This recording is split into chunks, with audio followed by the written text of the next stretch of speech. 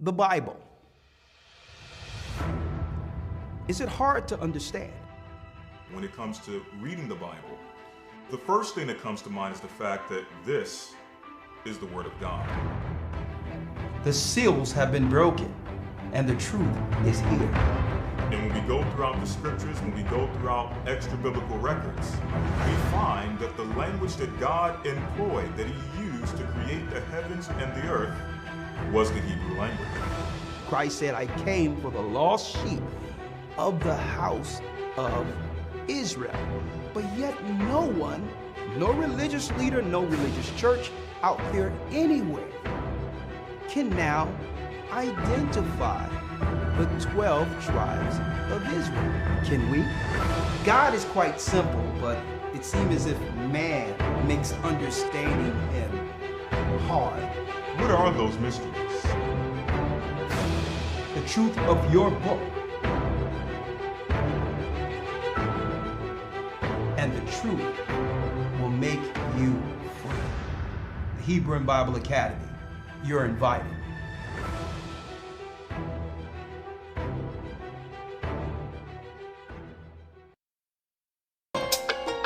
Yes, I'm Elder Rick Shaw, the Gathering of Christ Church, brothers and sisters, as you all know, here with our weekly podcast, broadcast, whatever you want to call this. We've been coming before the world since about 2008, since YouTube became popular around 2007, 2008. And usually, around 2009 is when it really happened.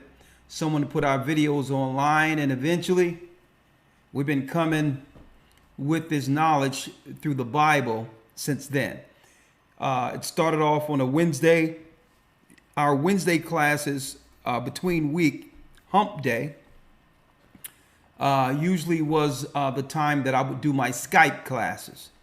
At this time, Skype was an entirely different animal in of itself. You can have many people on, it didn't drop, none of that.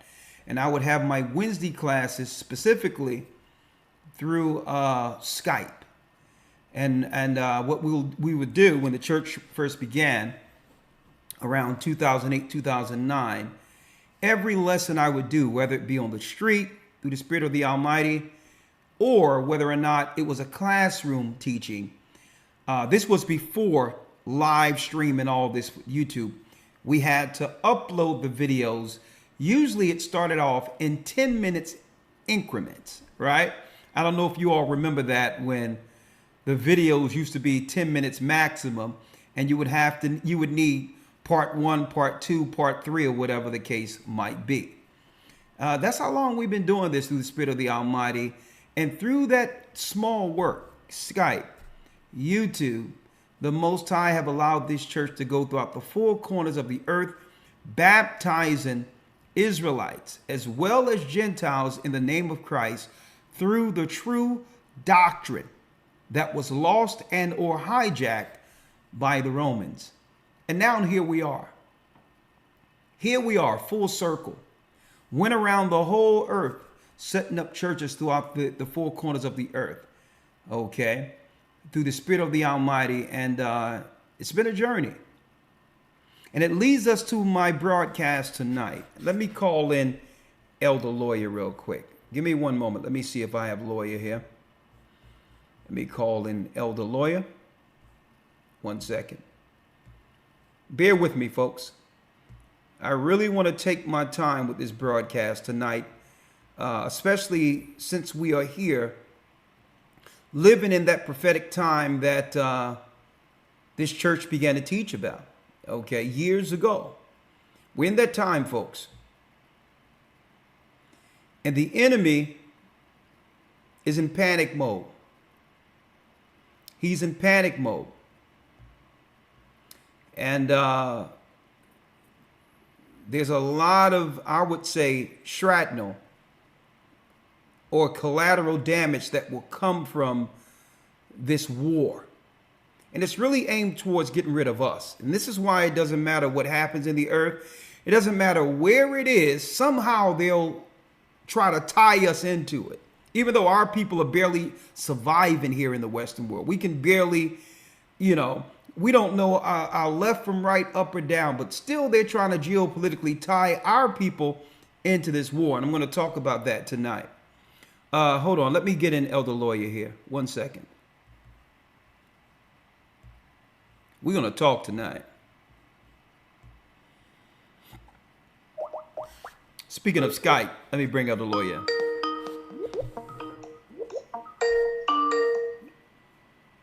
Shalom, Elder Lawyer.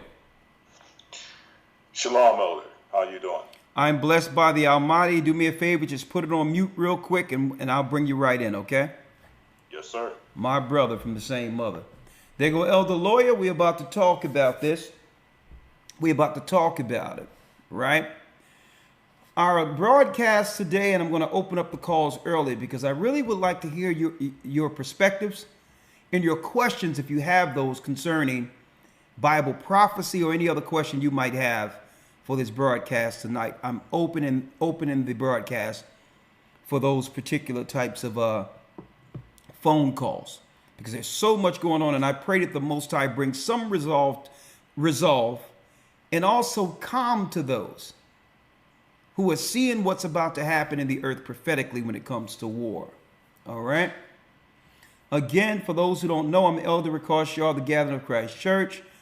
Please hit the like button. This way it drives the algorithm out there to allow others to understand that we are actually streaming.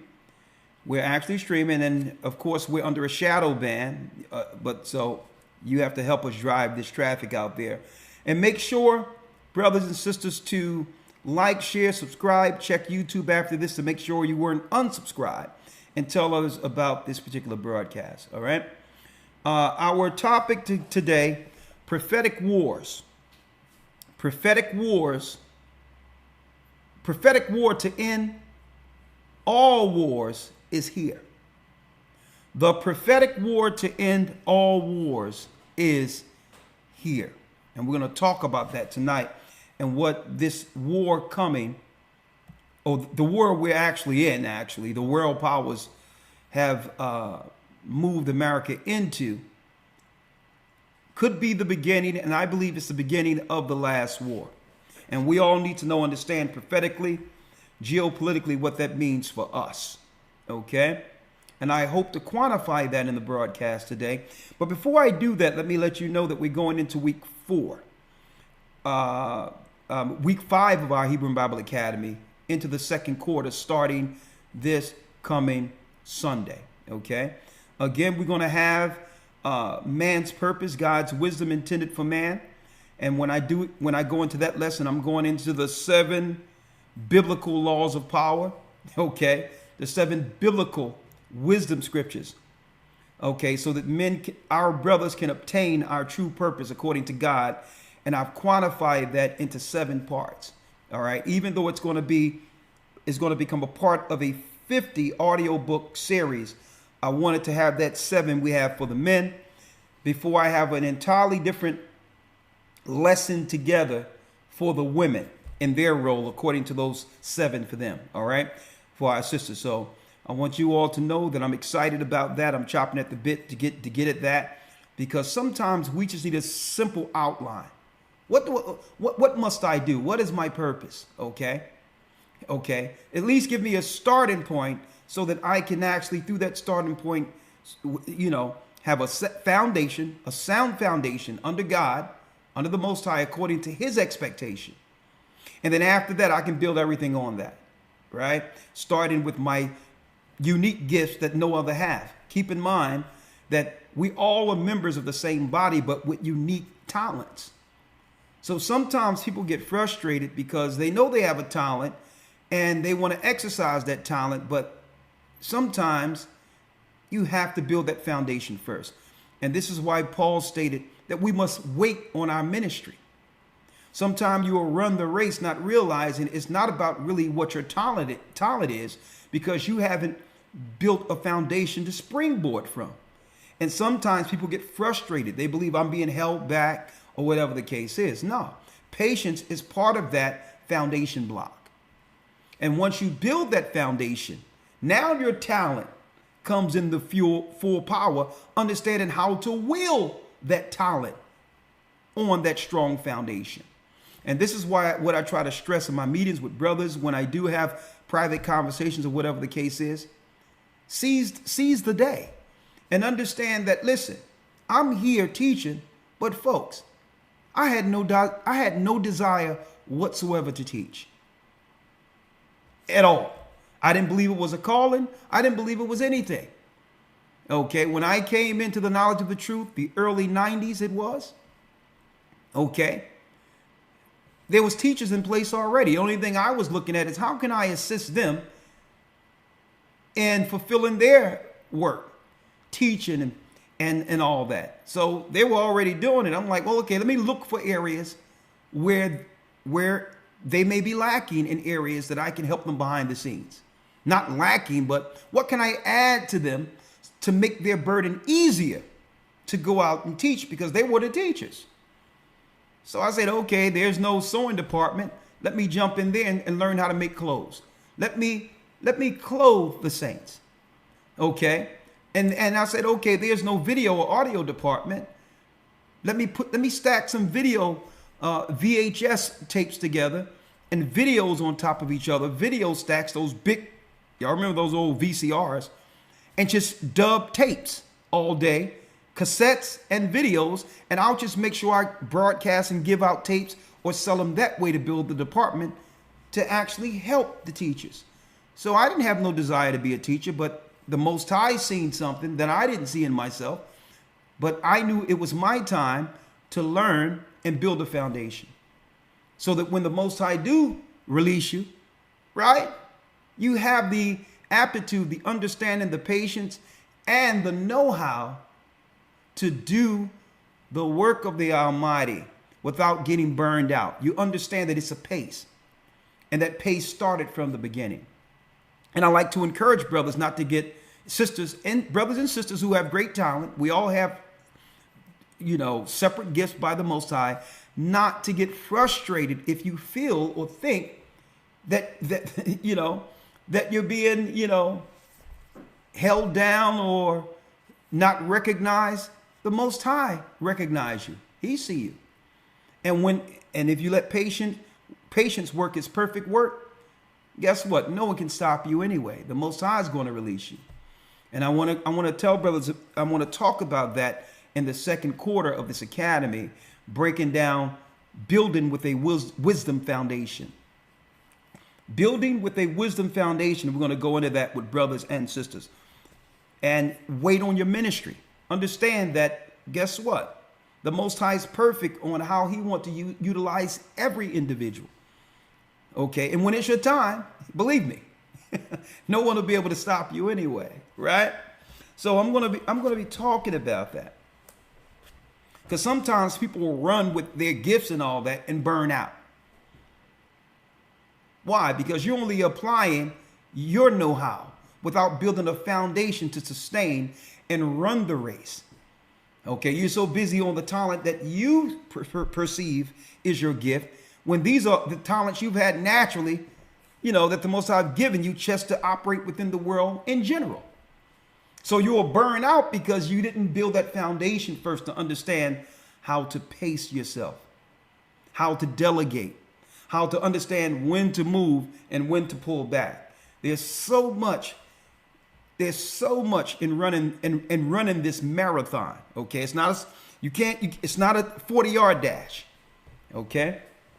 So I wanted to talk about that. We're going to talk about the purpose of a woman, the Holy Spirit, how to apply the law of Moses through Christ, and the judgment for rebellion. We're going into all the extra biblical texts to break down the fact that hell is a real place. Okay? Hell is a real place, and reincarnation and all these different variables of what happens after death were actually calculated lies by the Satanists themselves. There's no such thing as reincarnation. And we're going to prove that. And if you believe in reincarnation, then you are against Christ, because you are doing what? You're downplaying and disrespecting the resurrection. Okay, Christ didn't just lay down in the ground for 3 days and come back up 3 days later. Okay, He was doing something during those 3 days somewhere. And if you don't understand that, you don't understand judgment and the resurrection. It'll fly right by you. Okay? So this is why, if you do believe those types of philosophies and theories that have been out there for thousands of years, you must learn again. And there's nothing wrong with that, because believe it or not, I grew up in church understanding fire, brimstone, hell, the judgment, Christ, the resurrection, and all of that, and who he's going to judge. I didn't have that fallen angel portion, but at least Christian churches taught us about the damnation of hell and of how not to want to go there, right?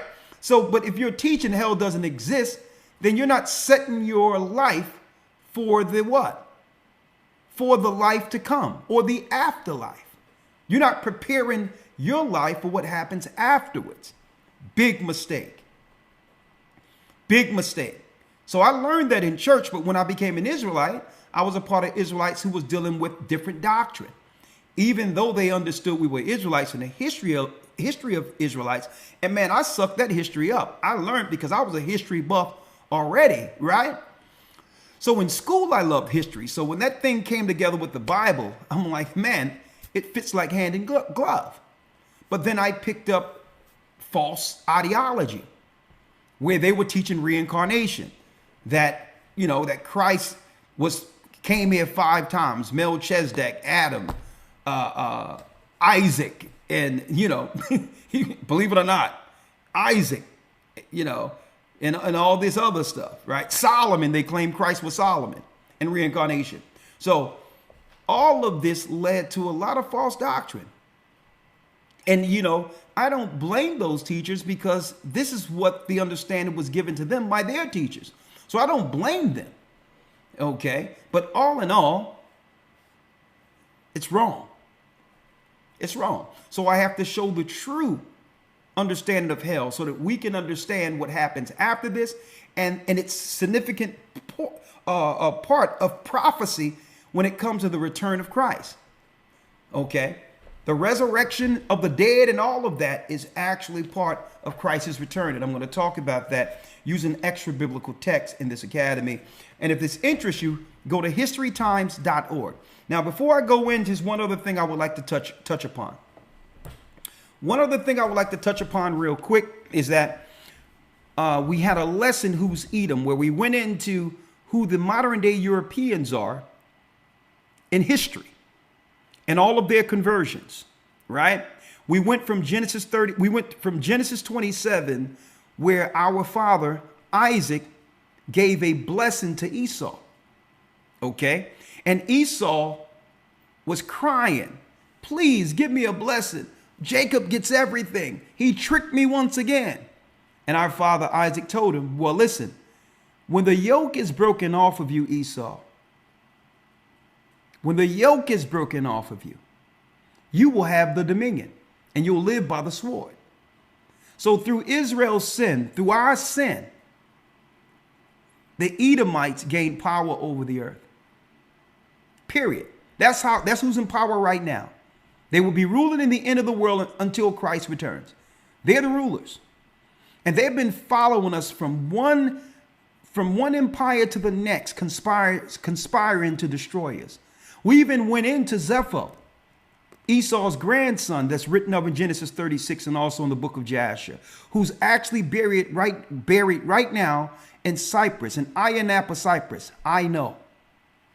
He also became what? He also became one of the gods in the Greeks' pantheon by the name of Janus. Janus. The Cypriots, till this day, hold Janus as one of the original, what? You got it, founders of their kingdom. Janus is a god who was Esau's grandson, and this is when they went over into Europe. And what happens? Not only did Zepho, Esau's grandson, become king of Cyprus, he also became king of Italy, built a palace there, and that's your modern day Vatican. It has nothing to do with Christ at all. So that's when Esau began to operate with a Canaanite religion he learned from Mount Seir. And Zepho is part Canaanite, Hamite.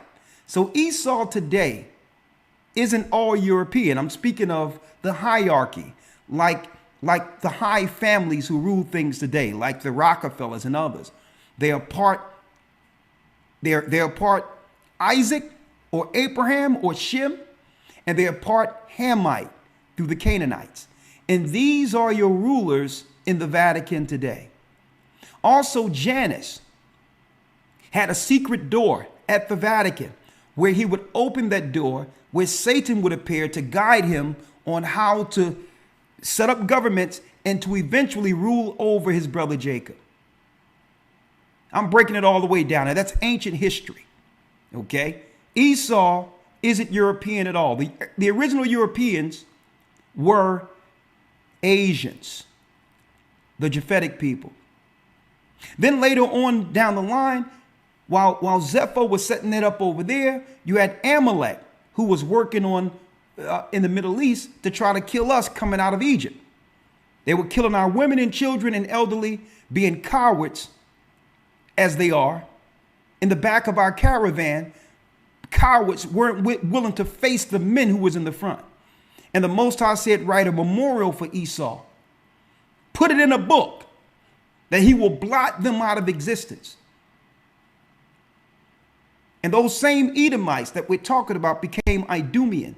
And during the time of Hyrcanus, during the Hasmonean dynasty, converted into Judaism about 130 BC.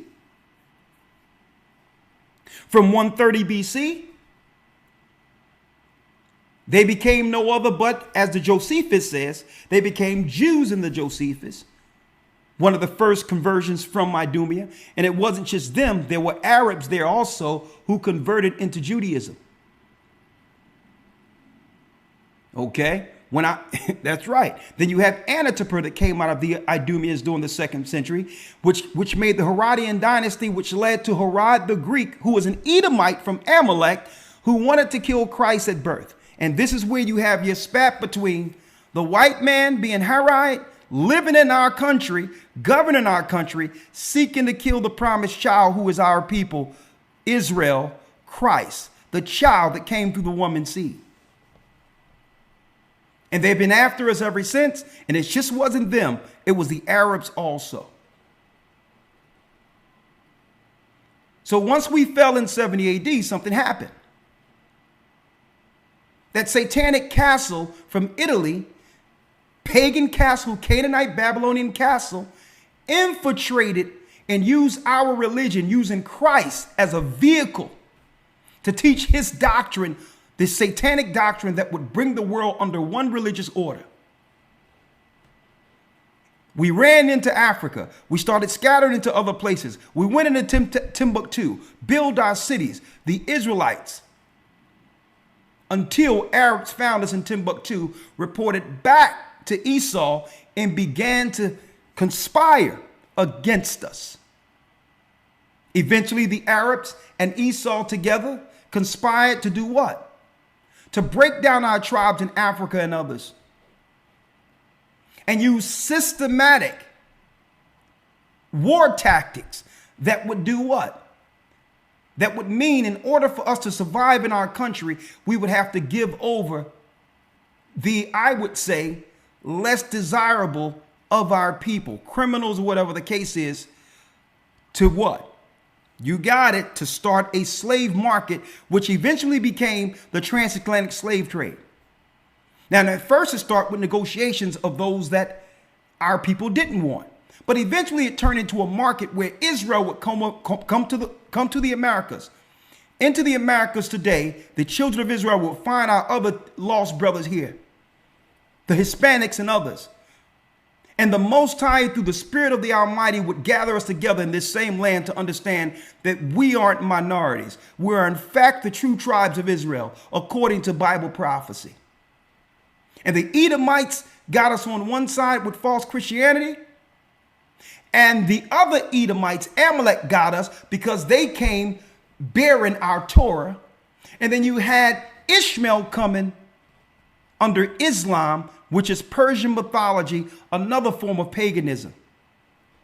And they all surrounded us with their false ideologies, seeking to keep us from ever realizing that we are, in fact, the children of Israel. Now, here we are today, living prophecy at the end of the world. Now it's no excuse. We understand the liars. And we understand why they would lie. Who want to admit that they're not the chosen people? Who want to admit that they're under a satanic priesthood? So I can understand it. But now they must contend with something greater. As the children of Israel began to awaken, our prayers have gone up to the Most High, and help has come down. And he will guide us through this. And guess what? Satan, time has been cut short. And that leads us into our broadcast today. This coming Sunday, I didn't even have enough time to go into Ishmael. But you know what? I'm going into a new lesson on Ishmael, the Arabs that have never been taught ever in the earth. This coming Sunday. And this particular lesson will be posed as a question. Here's the question. Is Islam Rome's secret weapon? Is Islam, the Arab religion, is that Rome's secret weapon against us? We're going into it. We are going into this in the academy. Islam exposing its true origin. You don't want to miss this. You don't want to miss it. You don't want to miss it. And I'm going to start off with what? I'm going to start off with the dark, untold story the Arabs have tried to erase. I'm going to start off here. I'm going to start off right here. Fair use. The 25th of March was, as usual, commemorated as the day Britain officially abolished its slave trade in 1807. But how many recall that Arab slavers were the first and last in modern times to ship millions of Africans out of the continent as slaves?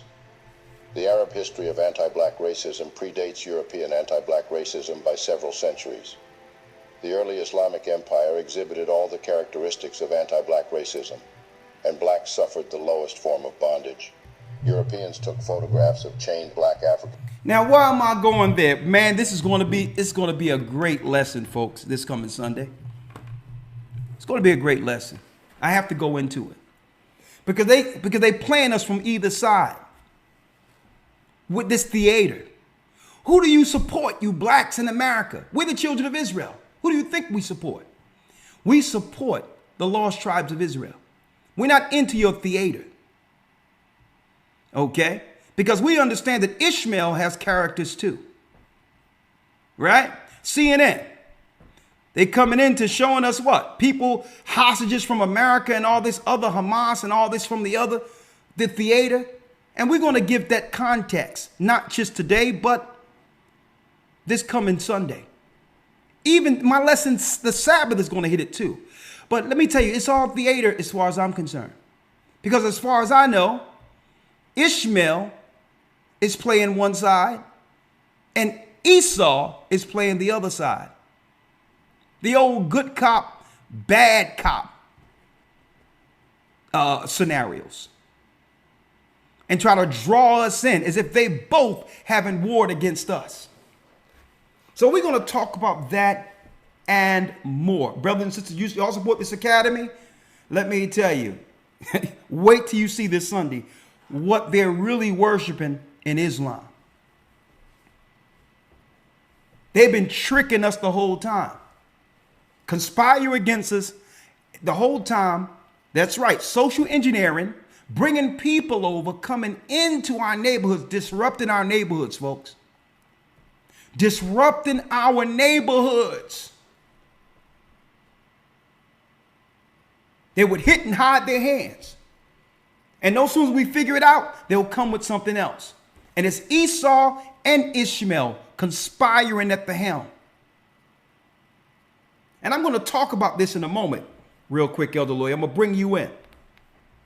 Right? We're going to talk about this. Right? Let's break it down. Before I break it down, let me show you something. Right? Because this coming Sunday, we also went into Esau being a Canaanite worshiper. A Canaanite religion, Moloch child sacrificing, ritualistic evildoer. And that what's systematic in the Canaanite religion, when you research it, folks, is causing serious mental disruption of a society in order to to get priests and psychologically damaged children into the priesthood. Their priests and priestesses are a product of broken family. See? Because usually Moloch requires sacrifice. But Esau had a problem under the Canaanite religion. 9 times out of 10, he would have to do what? Sever out the low in his society to sacrifice them to the gods, be it a child or anything else. So he was losing a lot of his children as a reward. In order to receive a reward from the Canaanite god or Baal, he was giving up his own family to be sacrificed. Right? So what happens when he get in control? He'd rather sacrifice us than his own people. He don't mind sacrificing his own people to Moloch. But what better way to gain a blessing from the Canaanites than to cause disruption amongst Jacob, and by doing so, more sacrifices to Baal? I'm breaking this down to y'all, folks. Now, why did he have... Now, listen, this is why. Understand why they must have civil unrest and evil amongst our community. If you have a nuclear family put together, father, mother, it's a whole different mentality when it comes to your protection of children. You would very well sacrifice yourself, die, than to lose your name or legacy when it comes to nuclear family. So Esau cannot get his child sacrificed unless there's dysfunction. Because that's how the priests were able to get their priests and their sacrifices. They would normally use prisoners of war. After war, you would bring in orphans and you would train them up to become like your MK Ultra soldiers, priests, or otherwise. You would train them to go against their own culture, to align themselves with the priesthood of Moloch. So they need to continually, that's right, disrupt our community to have more children sacrificed to their god Moloch. I dropped it in the academy. This is why they'll always destabilize our communities. You have to follow their religion. This is why when we were growing up, I never understood allegedly about what? About the children who went missing in Atlanta. About our people going missing. Jeffrey Dahmer. They'll make us think all of these things are individual circumstances from one nut job. Folks, suppose these things are ritualistic. Suppose they're really ritualistic and it's getting covered up. That all of these missing people, children, that it's all going into one source to give them power through Moloch sacrifice. And not just Esau, folks. That's right, folks. Ishmael too. They must disturb our communities. And what do I have in front of me here before I go into it, Elder Lawyer?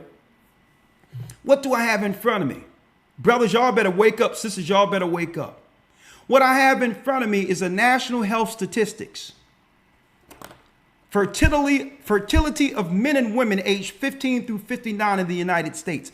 A natural survey of family growth, 2015 to 2019, up until, and I have another one. I have another one here. Excuse me. I have another one here from the CDC, 2011 to 2015, and I got other charts. Folks, you know what's tripping me out in these statistics? And if I have time, I'll go through this during the phone calls. Elder Lawyer, you there? Yes, sir. Well, Elder Lawyer, I went through the statistics here. And I went into the Canaanite sacrifices, how they would destabilize families to take orphans at every war so that they can train them up to become Manchurian candidates and faces that can be utilized politically and culturally against their own people. So they'll train these children to be politicians, priests, and all this, but they're really a cover for the government, using the face of the same cultured people to infiltrate through espionage other countries. Right? So I started looking into this and I say, hold up now. How many years have we had this social engineering with them bringing other people into our country to quote unquote work or set up businesses? Well, Elder Lawyer, in these statistics, in these gaudy statistics, the math wasn't mathing. In these gaudy statistics here, through the CDC, Elder Lawyer, the math just wasn't mathing. Because what I found out in these gaudy statistics was that when it breaks it down to demographics of men and women, every race, be it Latino in America, whites, Latina or whites in America, as they call it on these gaudy statistics, their men have more children than their women. I'm talking about, check this out. Their men have more children than their women. Right? Here's the women.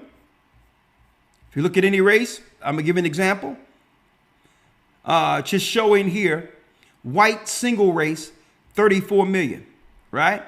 During that time period, right?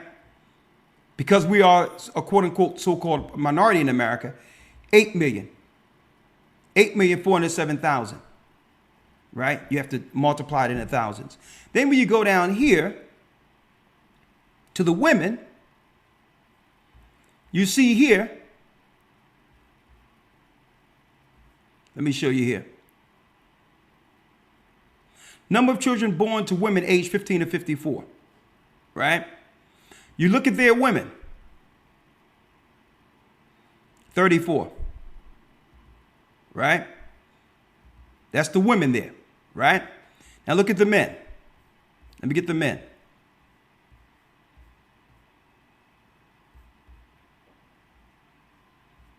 Hold on, let me get it here. It's this one here. 2019. Let me get it here. Let me show you here real quick. Now I'm going to bring up these stats because I don't want to throw this too far off the beaten path. When you look here, it shows here percentage of women and men. That's one thing, right? But you go down, number of children born alive to women 15 through 49, which are usually sometime the time that usually they chart having children, right? And you go down here and it shows white man 40 million. And this is excuse me, let me show you. Hold on.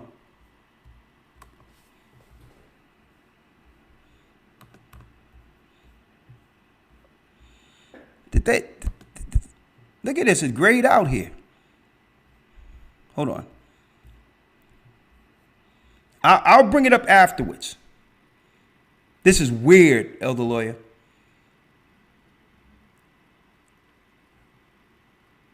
This thing grayed out. That's weird. Well, I'll bring it up. Don't worry about it. I'll bring it up at the end. I'm going to bring it up at the end of this broadcast to show you where I'm going at with this, right? Okay, here it is here. Okay, that's number of children born alive, right? Here's the number of biological children fathered by men aged 15 to 49, right? That's the men, right? 40,635,000. Black or African American single race, 8,703,000, right? Then you go down here, if they will allow it. It keep graying out. Don't worry about it, folks. Believe it or not, it was working before I came on here. But don't worry about it. I'm going to put a new sheet here, and I'll deal with this at the phone calls because I don't want to lose the time. But let me show you what I figured out, that the math just isn't mathing, Elder Lawyer. Right? This is weird that it didn't show up. Don't worry about it. In the break, I'll straighten it out. But in the math, Elder Lawyer, look at this. It's still gray. Tell me that's not weird. Don't worry about it. I'm going to print it out and take pictures of it. All right? Don't worry about it. But in a nutshell, for the sake of time, Elder Lawyer, what is showed that in our community from that time period, we're the only blacks, Judah in America, we're the only demographic where the women who are single have more children than the men who are single. When you put men all together, that's one demographic, and the single men have more children on that chart. Whether it be white, whether it be Asian, or whether it be Hispanic, the men have more children than the woman. Right? Now, there's a disparity here because only the blacks in America have the men have less children than the women. But I'm going to show you the math isn't mathing. By about 1.2 million children through that time period, Elder Lawyer.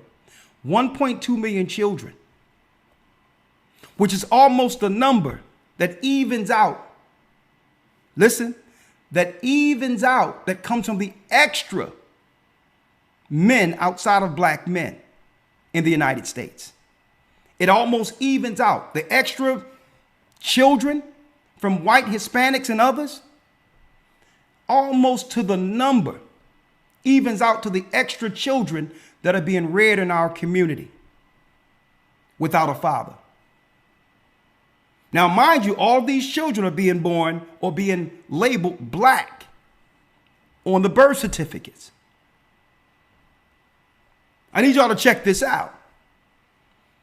They're black on the birth certificate, but a lot of these children are unclaimed children that are being sired or being made by Arabs and others coming into our communities. And this has been quiet for a long period of time, but I have the data. And I can understand why the data, let me tell you, Elder Lawyer, the data is gray right now, but don't worry about it. I'm gonna fix this at the break. So here it is. They putting all of this, Elder Lawyer, on a lot of men who are single and all that, didn't even have children yet or nothing. A lot of children are being sired through these people who are coming into our country, leaving these children out there. They probably look good and all that with the hair and all that, but these have become what? You got it.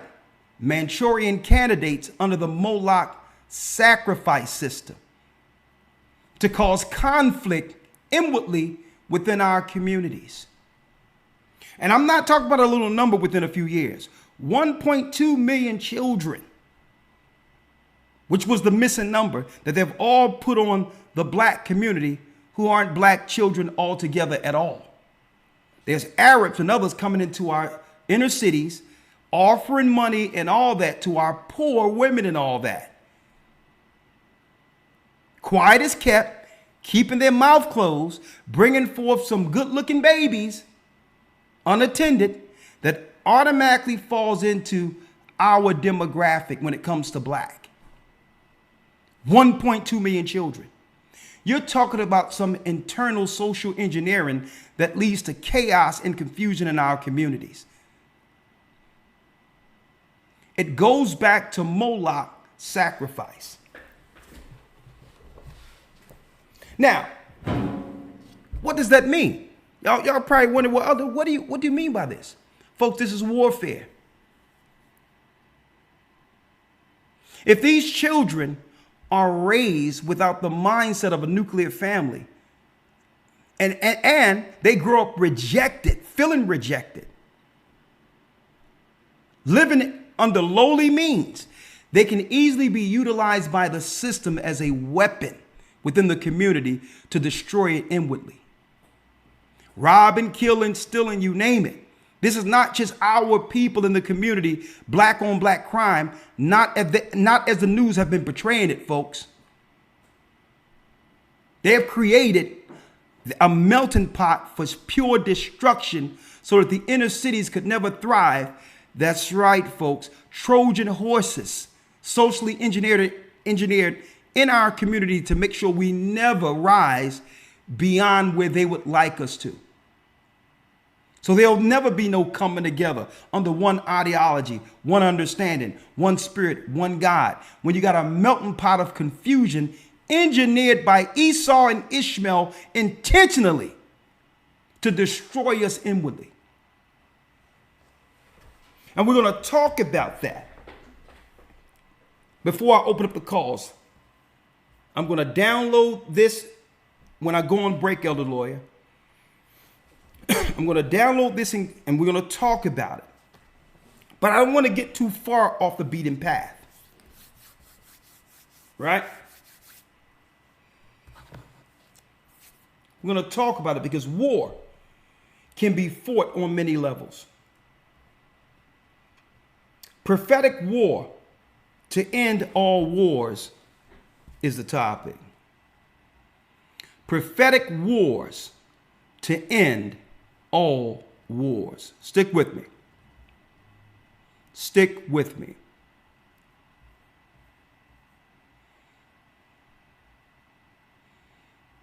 One second. Okay, let's go. Elder Lawyer, Elder Ramar sent me a video this morning. Right. And this particular video came from Jason Whitlock's channel. And I would like to give him full credit for this analysis. Right? Because it seems as if there's some rhetoric out there that's being pushed in the news that's seeking to have our people take a side of this war, when according to the prophecies, we had nothing to do with either side of this. Really, the war is all of them against us. When you look at Jacob's trouble in the prophecies of Jacob's trouble. Right? Now, I'm going to work my way backward here. Right? Fair use. Because let me mention that Jason Whitlock raised points for a good discussion. Okay, let me put fair use here. And when you all get a chance, brothers and sisters, go and support. Go and support and look at this particular broadcast Jason Whitlock just did. I'm going to show you how deep this is, lawyer. This is how deep this is. When Ramar sent me this video, it was after I've seen the whole episode. Ramar sent me this video around 7 this morning, 7:30 on my phone, and I answered him back. Right? Here's the message. Now, some people might ask, well, real quick, when I go into the demographics of all these different children that are being sired by these other nations, they might, well, what is the significance of that? What does that have to do with it? Anything? Well, you have to realize, brothers and sisters, understand what a race war looks like. If you can come in and bring your own children amongst another race who will grow inherently against that race, that will actually what? Create a toxic environment where children are fighting against each other, and people don't even realize it's because they're from different families of the earth. And these families have always warred against one another. Right? So you have nation against nation growing up amongst each other, believing they're the same people. While Esau and others go and have their families separate and their communities separate, so to not be what? Affected by the social engineering that they know leads to total degradation and destruction. That means these people can never get on code under one race, one religion, one belief of God. They're confused. So if they can't come together under that, these people don't stand a chance. They have no direction, no culture, no name that would give them pride to uphold. And I believe they was able to ramp this up when our people started realizing that we are in fact from the lost tribes of Israel. And by them producing all these numbers, sin has become a product of this. And what happens? Now they have a whole systematic pool. Listen to this. A systematic pool to be used for them. To sacrifice. To actually turn out. All that with the sex and all that stuff. They have a whole pool of a society they can utilize with no recourse because there's no father to protect all these children. So automatically they have a systematic pool to utilize for Moloch sacrifice. Diabolically ingenious what they did with that. They made these cities into one big pool that they can have sacrifices at any time they would like. Ritualistic sacrifices. Turning girls out. Turning boys out with no protection. Evil. But I digress. Well, Jason Whitlock, Fair Use, posed this. And when y'all get a chance, go support the brother. For the last couple of months or so, I've been looking into some of his material. Very thought-provoking material. I believe that Mr. Whitlock knows way more than he's letting on. I believe so. But maybe one day when I go back to Nashville, I'll have that sit down and have the conversation with him. And there's another brother by the name of Royce White, a former basketball player, totally politically in tune. He believed in Christ, and I'm going to tell you, he gives some of the most poignant analytical views that I've seen to date who can quantify something in a short amount of time. And maybe he know more than he's letting on. But regardless of these two brothers, tonight, I will connect the dots biblically. Ramar sent me a message today, Elder Lawyer. He sent me a message. I received this message 12:32 a.m. The video I'm about to show you. Mm-hmm. And I responded back to Elder Ramar. I just seen this Whitlock episode 5 this morning on my phone. I was up 5 this morning. Something woke me up, and I say, let me see what's going on out there. And that popped up about what's going on in Israel and Dave Chappelle. I'm like, interesting. And I watched the episode, and I'm like, you know what? I need to talk about this tonight. Folks, hit the like button. Hit the like button. Yeah, I realize IUIC and other Israelites. What's the brother who has, it's like a compound or something over there? What's his name again? Pastor Dow. He went and visited the brother Whitlock one day. I mean, at one point. But all in all, he raised a serious point. Here's the video that Ramar sent to me. Right? And I'd say, listen, that's deep you sent this to me because I looked at this about 5 this morning. Fair use. I want to reduce the conversation down and make it less big and less global and just talk about what appears to me to be a growing conflict between American blacks and American Jews. So I'm going to leave Israel and Palestine out of it and just say there's conflict from Kanye West to Dave Chappelle to Kyrie Irving to now when American blacks look out and say, oh, there's a conflict in Israel.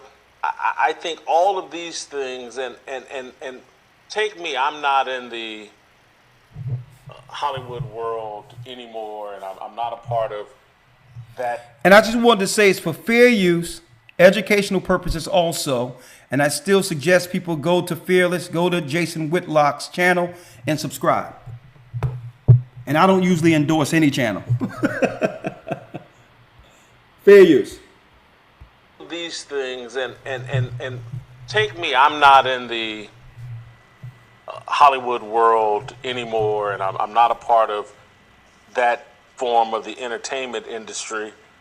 But one of the complaints that I think a lot of blacks have is like, hey man, Jewish people exercise a lot of control over the entertainment industry, and I think a lot of black people, including entertainers, but even those of us that consume entertainment, are like, we don't like our role in the entertainment industry. It's like whoever the puppet masters are in the entertainment industry that decided that our role is buffoonish, debaucherous, immoral, perverted, clownish, criminal, that that's our role in the entertainment industry, in music, in movies, in television, and it's matriarchal. And I think perhaps there's an argument to say inappropriate that we blame Jewish people, because I think Jewish people would say, why are y'all accepting that role? You have autonomy. Tyler Perry can make different movies. You don't have to, just because they cut you the check to put on the big gold chains and gold teeth and dance around and pretend to be a criminal, you don't have to accept that. And so anyway, I think that is a lot of people's conflict as it relates to Jewish people. They feel like they've defined a culture for us that is poison.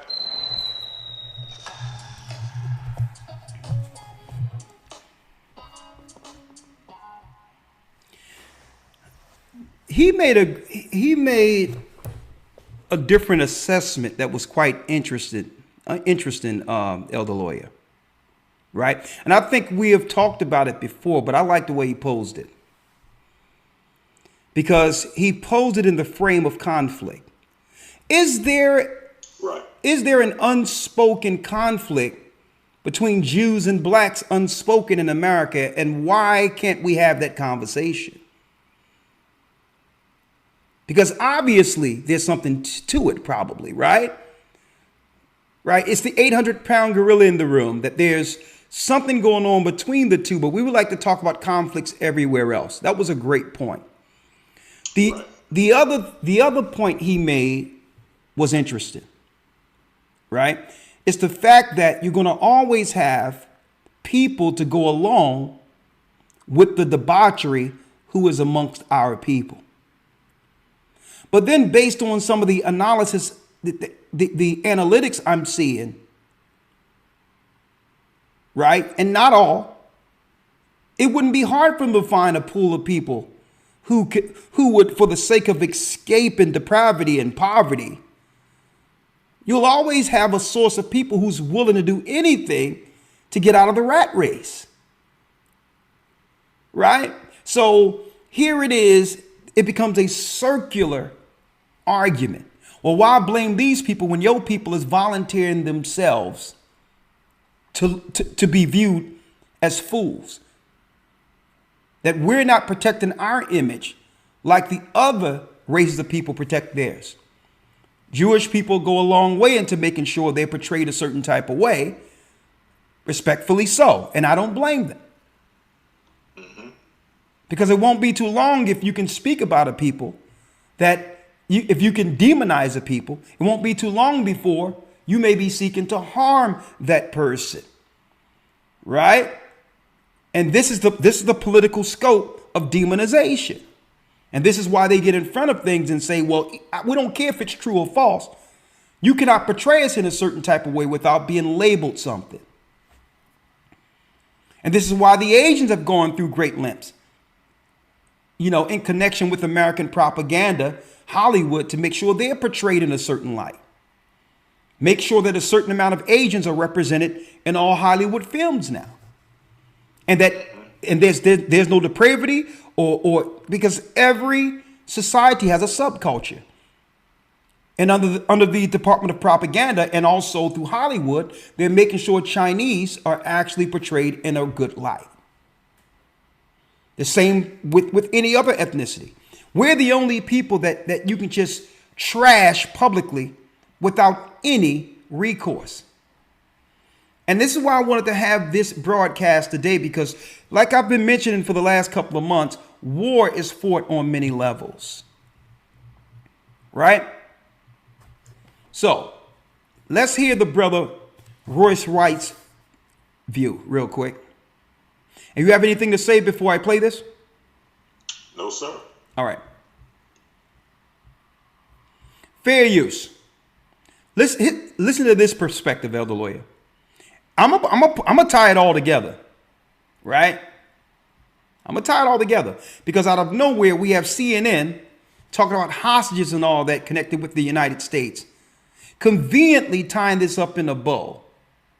Some people may think it's theater, whatever the case is, which gives America what? Full clearance to enter a war that has nothing to do with us personally, if it's about Americans being threatened. A convenient road to America going into a war while our people are suffering here in America. Right? And I have to look at this. I have to look at weapons of mass destruction, which gave America the high ground to go and take out Saddam Hussein. I have to look at Pearl Harbor and the bombing of Pearl Harbor, which strategically gave us the green light and the moral high ground to go into war with Japan. And I have to look at it all now. And then at the same time, I have to look at all the prophecies that are written up in the book of Baruch and see how many of them are actually getting fulfilled within Biden's 4-year administration. Is it a reason they chose Biden? Is it a reason? Did they want someone in place who would have no resistance against a progressive agenda that lead to total prophetic destruction on the earth? Could that be? I'm posing a question. Fair use. I need you to hear this analysis real quick, Elder Lawyer. Brother Royce White. Very, very poignant analysis here. Their positions. I'm trying to understand it, and that's why I wanted to have hit the like button for me with you. And so I'll just start with a simple question: why are American blacks siding with Palestine? Fair use. Okay, first let me say, and I think it's appropriate for people to start here every time this conversation comes up. my thoughts and prayers are with all the people affected by this conflict, by war.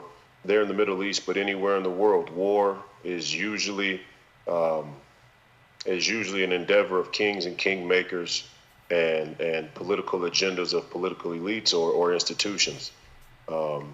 And it's very rare that a populace or that the people are really the perpetrators or benefactors of war. And so to start, I just say, I asked the question, cui bono, who benefits in this situation? There's a few answers. There's who benefits right now, right there in the Middle East. There's who benefits here in America. There's who benefits geopolitically all across the world. And all of them should be considered. All of them come into play. Right now, here in our own country, we know the military-industrial complex certainly benefits. They benefit, and even more so, the uniparty benefits. I know you want to maybe discuss Tom Emmer, and that's where that comes into play. But there on the world stage, there's a lot of people who could benefit. China could benefit, certainly, if Iran backs Hamas and Iran provokes a war with NATO or the West, and China could potentially hang them out to dry, which it looks like they may in fact do. And if China hangs Iran out to dry, who ends up getting Iran in the end? Who acquires those natural resources? We give Iran as a tributary state to China the same way we gave Afghanistan to China. And people would look at that and say, well, why would America engage in a conflict that may surrender such a natural resource-rich nation to one of their mortal national enemies? Well, there are people in our country, there are people in our government who are very pro-China. And now people may look at that whole, thing I laid out and go, what does this have to do with Palestine and Israel? Everything. It has everything to do with Palestine and Israel. And we'll get to that in a moment, because the Uniparty and Tom Emmer and Biden and the Chinese dark money and the Russians and the Iranians, it's all on the bar now. I've been saying it. For all of those who say, oh, this is conspiracy theory, it's too much, it's too deep. We're deep in the water now, aren't we? I mean, we're about as deep as you could possibly get now. I'll answer your first question first, and then we can work from there. The Marxists, the communists, the intellectual academic from the universities, academics from the universities, this entire leftist BLM movement, they're wave riders. They ride the wave. They ride, especially the intellectual juice behind the movement. Now, the people on the ground are more or less brainwashed, and they go whichever way the mainstream establishment winds blow them.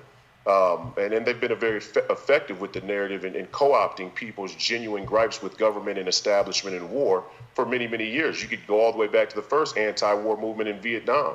Were those hippies really, were those hippies in the 60s and 70s really protesting the war on a moral basis? Or did the entire left and Marxist anti-establishment liberal movement in the universities just take a moment in time and take a conflict and use it to their benefit? They've been doing that this entire time. And so Palestine, for many, represents what would seem like the party line on a white European colonial history. And so, it's easy for them to line up with Palestine. They don't care about the Palestinians. They don't care about the Jews. They don't care about people dying from war. They don't care about any of it. It's all theater, in my opinion. And so it sounds like you're suggesting that everything has been color-coded, and, all conflicts, all disagreements are based on some kind of color arrangement that we've all decided on. Yeah. And everybody, the Jewish people are white, the Palestinian people are people of color, and so that's who I'm siding with. They have to be oppressed because most of the Jews that we know and recognize appear to be white. It's a very surface level understanding of actually who Jews are and who even Israeli Jews are. It's a very surface level. And so you just say, we've taken the easy route that we've been led to, and it's really, but take someone like, and I hate to suggest this, but I do respect Dave Chappelle's intellect to some degree. Why would someone like him, and maybe it's just as simple as he's had a lot of beef with Jewish people, his lawyers, the people in Hollywood. And so Yeah. he has perhaps some animus towards his own personal dealings with Jews in the entertainment industry. And that may explain why he's siding with the Palestinians. Well, first off, I want to say I don't associate Dave Chappelle or Dave Chappelle's opinions with the traditional BLM's position on this conflict. And number one, I think Dave Chappelle is a great example to bring up because it shows the lack of coherence in their political stance or in their political narrative. In one sense, they want to be pro-Palestinians, but the Palestinians are, for the most part, Sunni Muslim, which reject all fundamental tenets of LGBTQism in their country.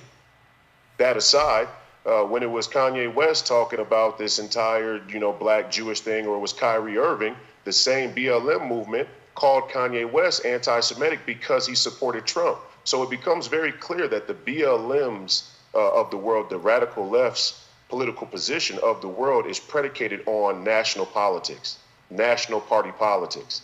And so far as that ideology stretches to the far corners of the earth, they'll try and line up with any issue they can, any way they need to service their narrative and their storyline here at home.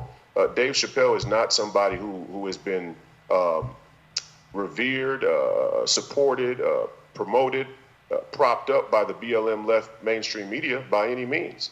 And now I will say that just because BLM has fallen on Palestine's side doesn't mean that that there isn't merit to the claims that are made about this conflict. Those are two separate things.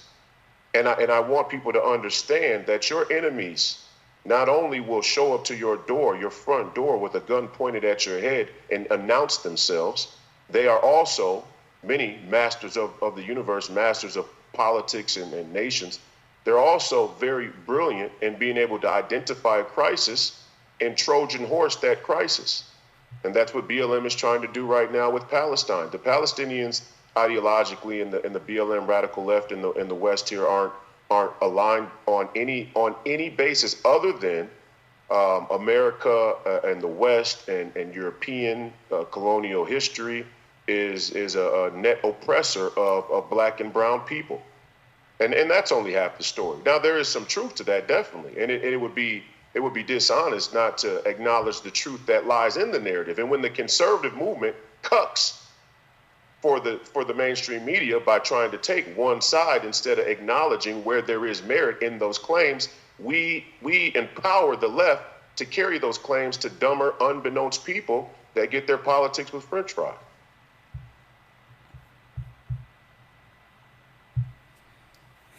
Any perspective, Elder Lawyer, before I go in?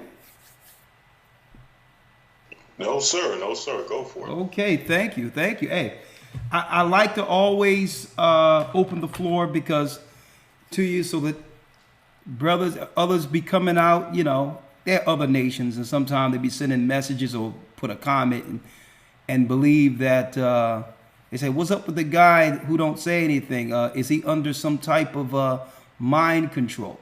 That's a good one. And sometimes I laugh at the comments, but no, your perspective is respected like all others, right? But Yes, sir. I'm sure if something, if something stimulate your mind concerning where I'm going here, you'll be more. I'm sure you'll chime in if something come out there that you would like to bring your perspective on as I go through this. Yes, sir. Now we hear what's going on politically, right? We hear that now Dave Chappelle have gotten in the arena supporting Palestine based on what they claim is a political scenario of probably some of what he have experienced in Hollywood, and also, viewing, the plight of our people. So he's, Dave Chappelle is just trying to fight for the underdog. I'm not here for him one way or the other. But I'm sure Dave Chappelle, if he ever run into this video, it would help his perspective. Right? Because it's something that Royce White brought out in particular that was correct. What about the military-industrial complex? Who are they? How is it that it seems like we're told that China and Russia have separate interests, on the surface, right? But then it's an entirely different scenario when they take over a country like Afghanistan and other, and then the world powers put China in power to begin to extract resources. So they're telling us one thing, but are they all together? Regardless of the political differences they're putting out here to us here in America, are they all together? Well, let me answer that. And we're going to show you where this goes politically. And of course, I'm going to bring it all around full circle. Right? What do we got here? Well, there's a pyramid. There's a pyramid that I had years ago that I broke down while I was over in the Middle East. And at this time, Elder Lawyer, is when the Muslim Brotherhood and others were dealing with civil unrest in Egypt, Libya, and all these other areas, right? It was about marching, Tiananmen Square and all these others in Egypt with the black fist well before Black Lives Matter, right? They had the black fist out there at Tiananmen Square. And what they weren't telling people in America is that this wasn't some organic uprising or civil unrest amongst the Egyptians. Okay, the Egyptians, a lot of these people are poor. So they were paying, and we know about this, some people, organizers, were paying Egyptian citizens money to get on buses to go into Tiananmen Square to make it look like some type of revolution. Right?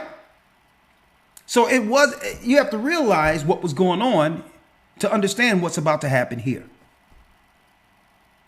Buses being bussed into Tiananmen Square.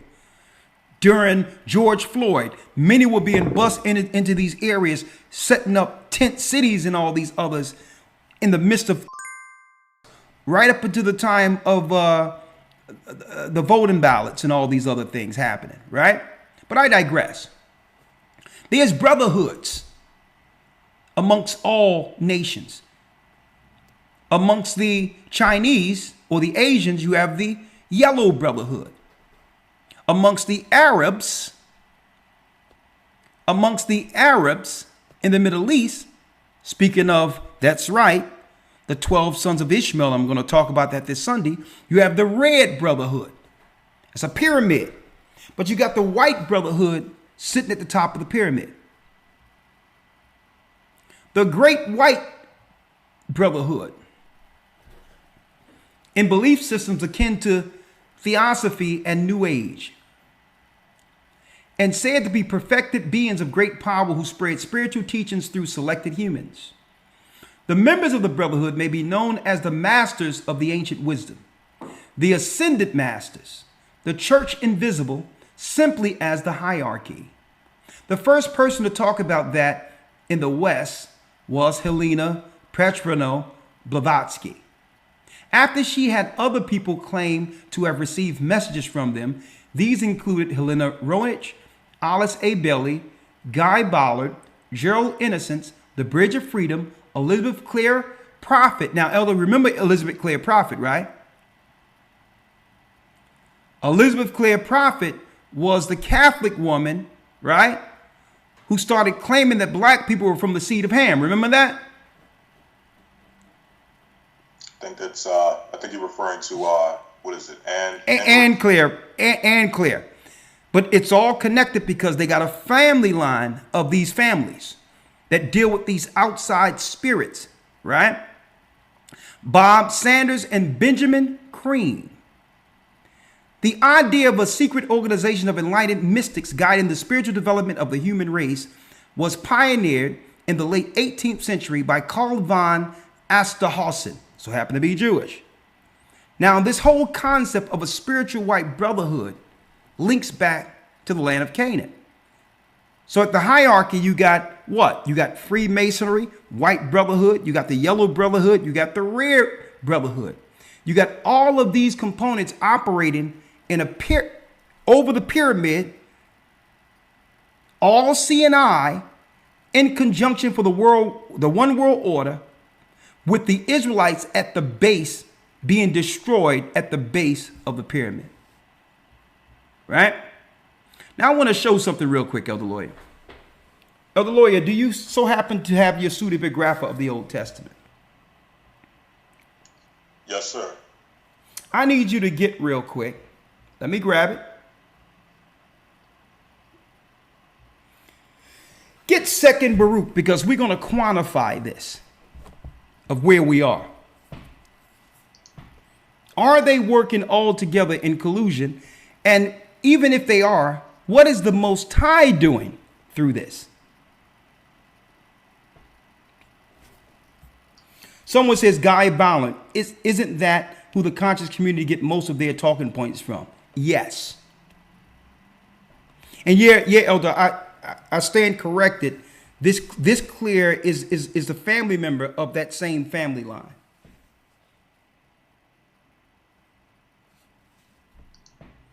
So they're making us believe that these powers are at war against each other, but they're all, I believe, there's some level of theater that always lends back to them destroying us. They'll go to war over there and have Dave Chappelle in the crosshairs.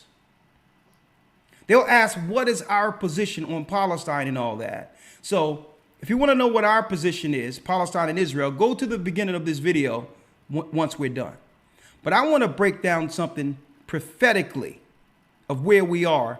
And I'm only going to use Biden 4 years from Biden 4 years up into our present to show you how close we are to the prophetic war to end all wars. Elder Lawyer, let me know when you're ready. You have it? Yes, sir. Yes, sir. I have it. 2nd Baruch. Okay, now I'm going to pull it up so that everyone can see it here.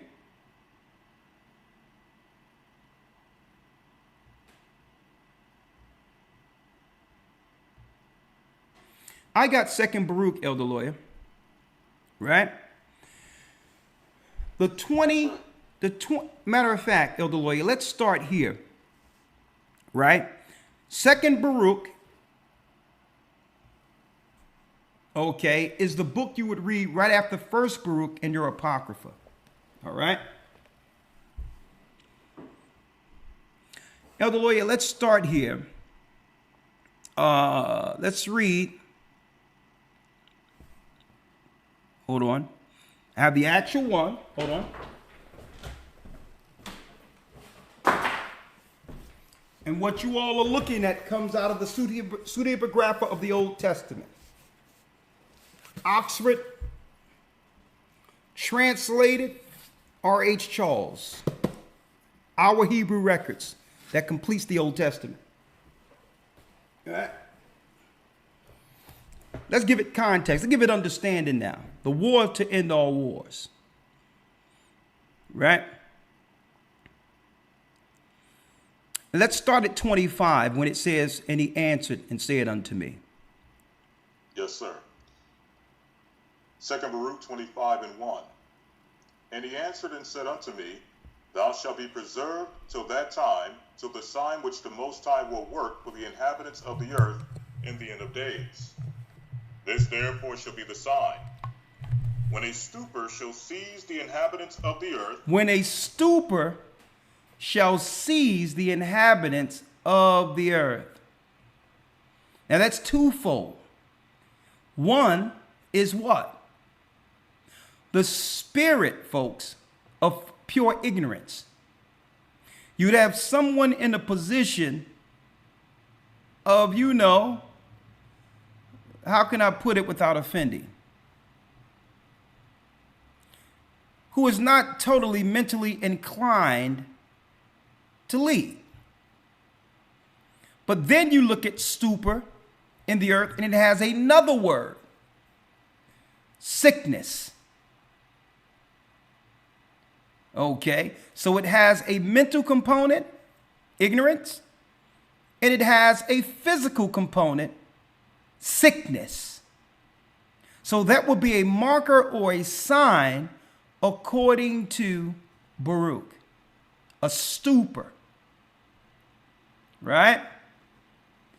We would begin to ask, what type of people, who as a nation would have elected such an incompetent leader in such a time as this. And I'm just generalizing here. I'm not speaking of anyone in particular. Because what? Who you put in position represents what? The strength or weakness of the people who have put him in office. Okay, that symbolizes the strength or weakness of that nation from an outside perspective. So it tells us here. Where you at, Elder Lawyer? 25 and 3. Let me read it here. 25 and 3. Let me blow it up here. There shall be the sign. Start where you were before, Elder Lawyer. Yes, sir. Verse 2. This therefore shall be the sign. When a stupor shall seize the inhabitants of the earth. A stupor, okay. Ignorance, unqualified, and also what would come with that unqualification in the future, this time period, this sign. And it also reflects its population of the world. Stupor. Ignorance, not too intelligent, and sickness. Read. And they shall fall into many tribulations, and again, when they shall fall into great torments. Come on. And it will come to pass when they say in their thoughts by reason of their much tribulation, the mighty one doth no longer remember the earth. So it's going to be so much confusion that people are going to do what? Believe that God doesn't exist. And begin to live accordingly. Read. Yea, it will come to pass when they abandon hope that the time will then awaken. That the time will now awaken. Right? And it will come to pass when they say in their thoughts by reason of much tribulation. Let's go there. It says, and I answered and said. What verse are you at? Going into 26 and 1. Read. And I answered and said. Hold up. Before you do that, Elder Lawyer, because I'm still moving this around here. Yes, sir. Yes, it will come to pass when they abandon hope. When all hope is lost, when people have given up hope. And I believe with our people, Obama was really the last hope we had in any belief in this system. And I believe that's a point where our people begin to give up hope. If he can't help us on earth, then we can't look forward to anyone. There's no one going to be in office who could have done what he would have done for us. So I think that's a key point in this when it comes to last day prophecy, if we want to put it in the perspective of modern day politics. He gave us that last gasp of hope in the system. And once he gave all rights to homosexuals and every other group, our people began to do what? Give up altogether. Not publicly, they didn't say anything, but the hope in the political system doing anything for us, was totally diminished in the eyes of those who thought that there was someone in office who would care for the plight of our people. And it says, it will come to pass when they abandon hope, that the time then awake. What time? What time is it talking about awaking? The time of the prophecy, folks. And guess what? This is the time that you need to be what? Fully woke. Not according to the political definition. At this time will then awake. The time it's speaking of prophetically. And you notice, Elder Lawyer, they've given woke a negative connotation, as if being asleep is okay. Right. Right? It was okay when everyone was asleep and ignorant and dumb, wasn't looking to what was going on. Right? But I digress. So let's speed through this real quick, because here's something I brought out many times, but I'm going to actually put this in context based on what I'm talking about this evening. Let's read it. 26. Yes, sir. This is verse 26. And I answered and said, will that tribulation which is to be continue a long time, and will that necessity embrace many years? Hold on, Elder Lawyer. I'm going to put you on here real quick. 1 second.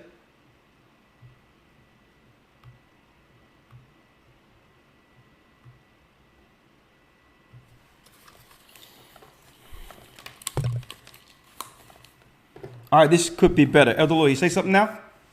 All right. Test the mic, check 1, 2. Test, Hold on, let me test, put mic, you on the check, 1, roads. 2. Hold on.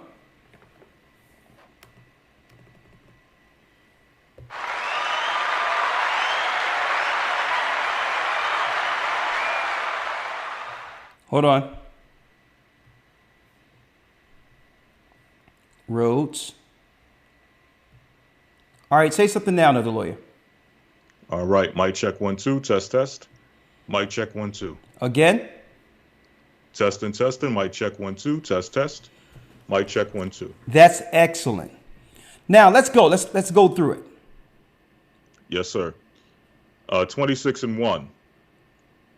And I answered and said, will that tribulation which is to be continue a long time, and will that necessity embrace many years? So will it be a long time when the end began, when all these prophecies begin to happen, or will it take a lot of years? Is the question Baruch is posing to the God of Israel. Read. 27 and 1. And he answered and said unto me, into 12 parts is that time divided. Is in 12 parts is that time divided. Check out these parts, folks. Read. It says, and each one of them is reserved for that time which is appointed for it. In the first part, there shall be the beginning of commotions. There shall be a beginning of commotions. Now check out all that happened during the time since Biden was put into office. It came off the back of a commotion. Black Lives Matter, right? Rioting. And then what? The storming of the Capitol. Even before that, who did Biden interview during his run into presidency? Who was he? Who was it? Cardi B?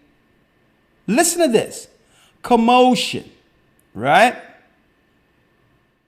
Commotions. Now I broke it down on a whiteboard here. Commotions.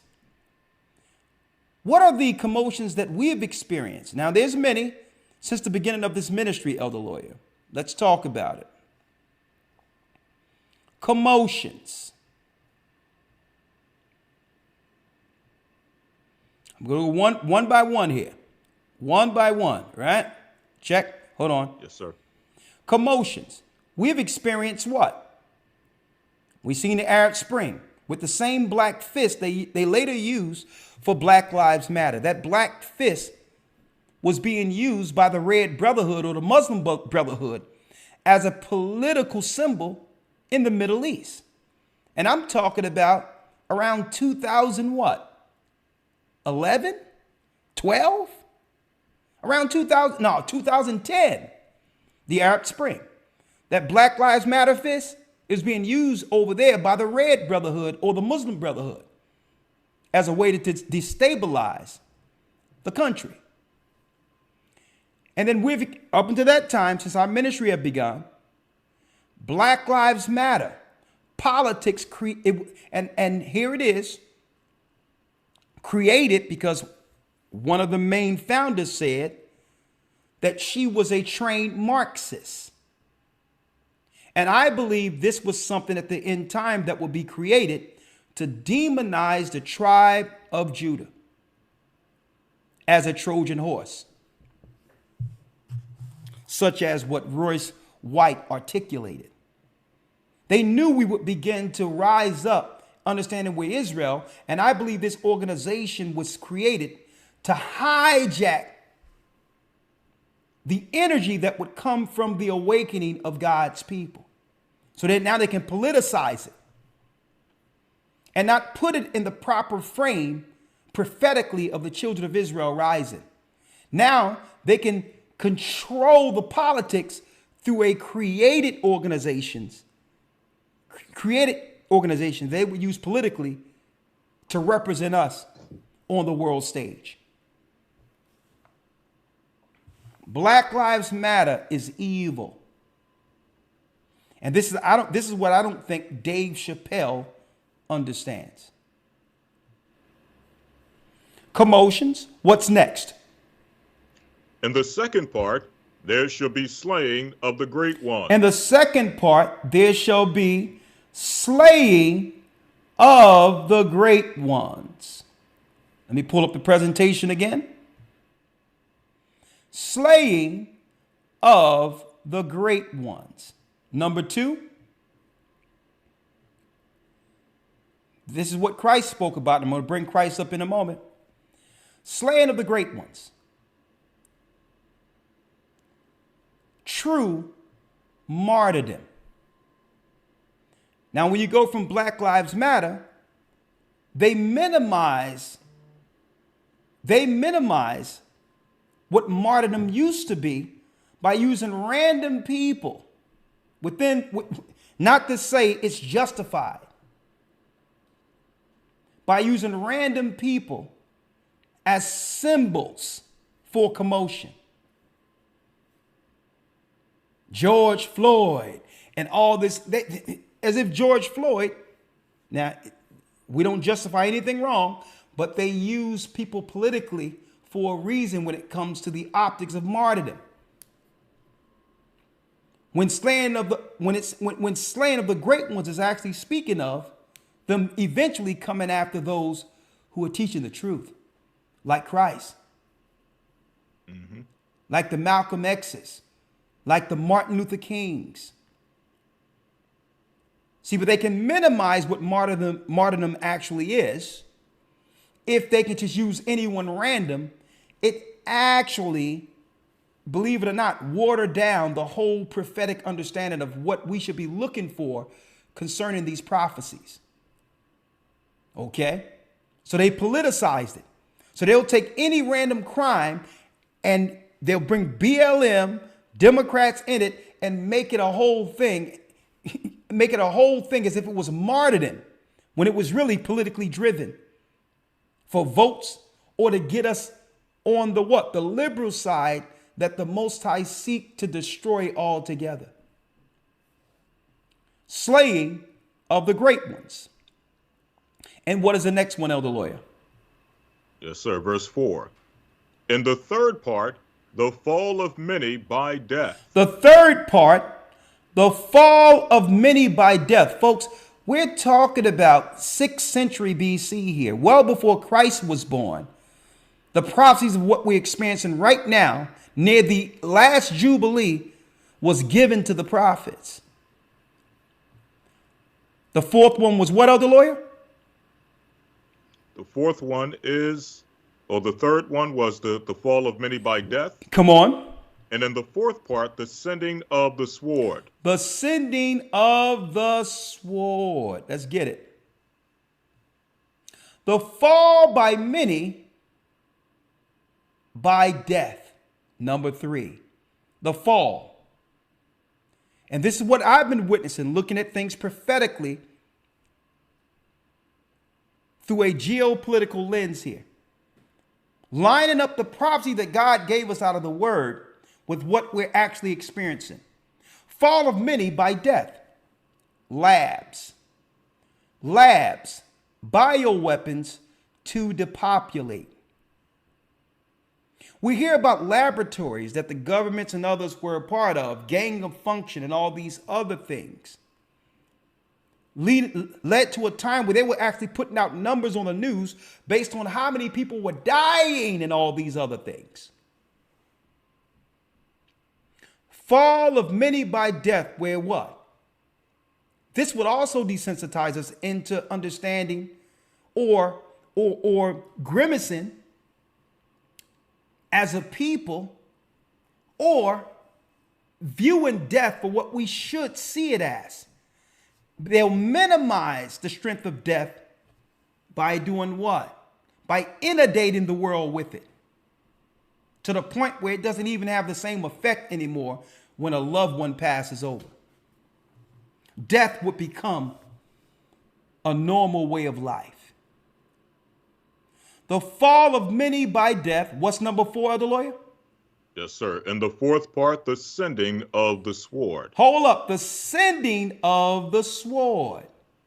Now, how many of these have we gone under already, just strictly under the Biden administration? And now we went from what? Commotions, riots in major cities. We went from that to what? Many deaths, wearing masks and all this other stuff, standing 6 feet apart. So if you're standing in line, every place on the earth is 666, 666, 666. Telling everyone the time, telling everyone what God is in power that's being utilized to push forth these prophecies.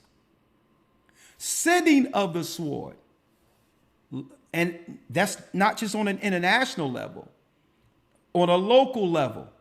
When we began to witness military during the riots, even beyond that time of the riots, the storming of the Capitol, where they talk about sending in the National Guards and all these others. Local, state, and international war, not on each other, but eventually the war would fall on the citizens. I don't agree with anyone out there killing anyone because of one group or whatever the case is, or whatever the case may be. It's their war. But when I see these buildings fall through war, you mean to tell me everyone in that building belonged to the organization you were going after? Mm-hmm. Is that what they want us to believe? That when I see whole neighborhoods falling and buildings falling, that there's no collateral in all of that? Right. Have we been desensitized to a point where only thing we need is a narrative, a spun narrative by the media to accept any heinous crimes that are done on earth? So the Bible says what? The sending of the sword. And that's just on a local, that's throughout the earth, folks. So don't make them just have us view what's going on over there in the Middle East. When we're dealing with our own Middle East, we've always been dealing with our own Middle East right here.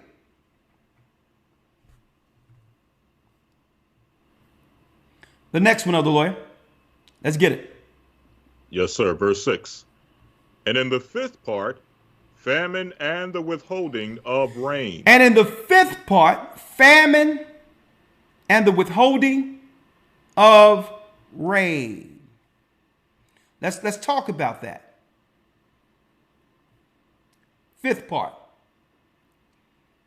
Weather warfare. Weather warfare. That's on many levels, and I'll discuss that in a moment. Make droughts where you want droughts, and make it rain where you want to make it rain. And through that, you can conveniently explain it off as a natural earth phenomenon that would put the people in further oppression if you state that, okay, maybe this is some type of warming. Maybe this is a climate thing that's naturally going on, when the Bible prophesied about weather warfare. And if you're one who don't believe that weather warfare exists, doesn't exist, if you believe that it's a conspiracy theory, look it up. Weather warfare. One of the first treaties of weather warfare was between Russia and America, where they agreed not to use the warfare against one another. That's an actual treaty. Right? Hit the like button for us, because I'm going to show you where this is going, folks. Now, did we not see floods all over the place during this same administration, Elder Lawyer? Yes, sir. No, yeah, no sooner as he was voted in, right?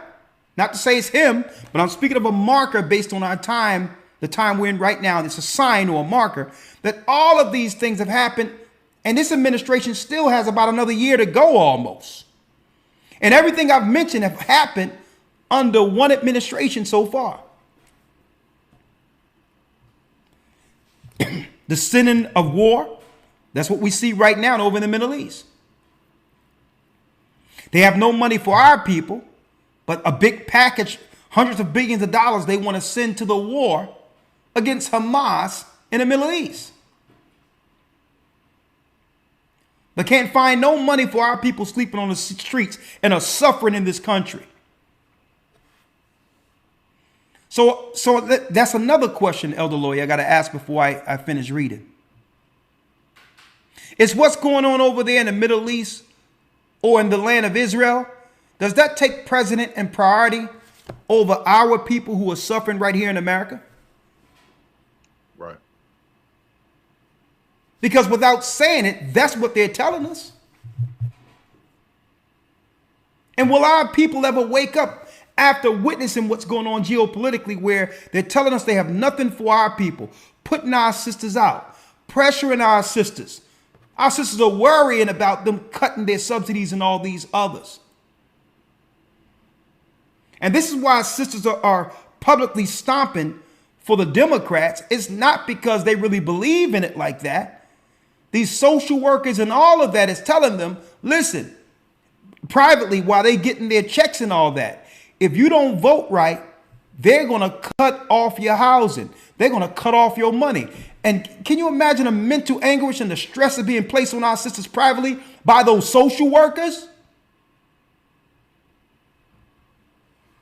Those social workers are being politically driven and are scaring our sisters into the political process. And no one is saying anything.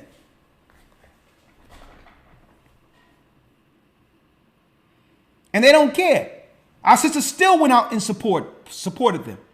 And right now, our sisters in America are the most evicted right now. They're moving our people around while bringing other people in. Social engineering.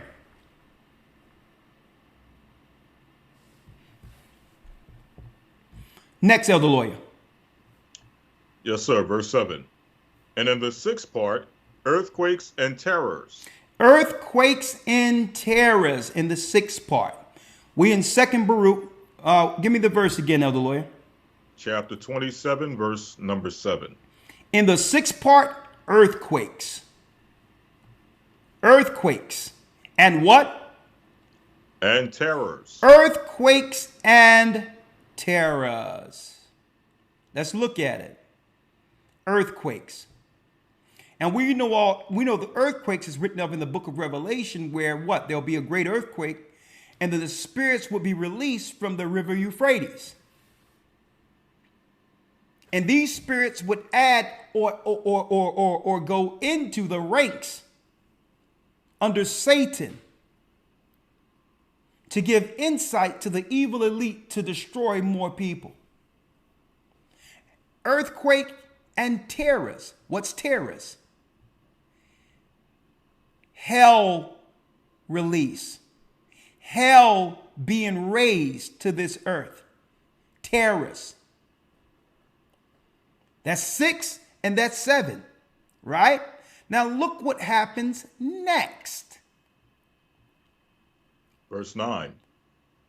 And in the eighth part, And in the eighth, what, Elder Lawyer? A multitude of specters and the attacks of the Shadim. Specters and the attacks of the Shadim. What is that? Attacks, specters and the attacks of the Shadim. What's that? Demonic attacks. Poltergeists. Paranormal activity.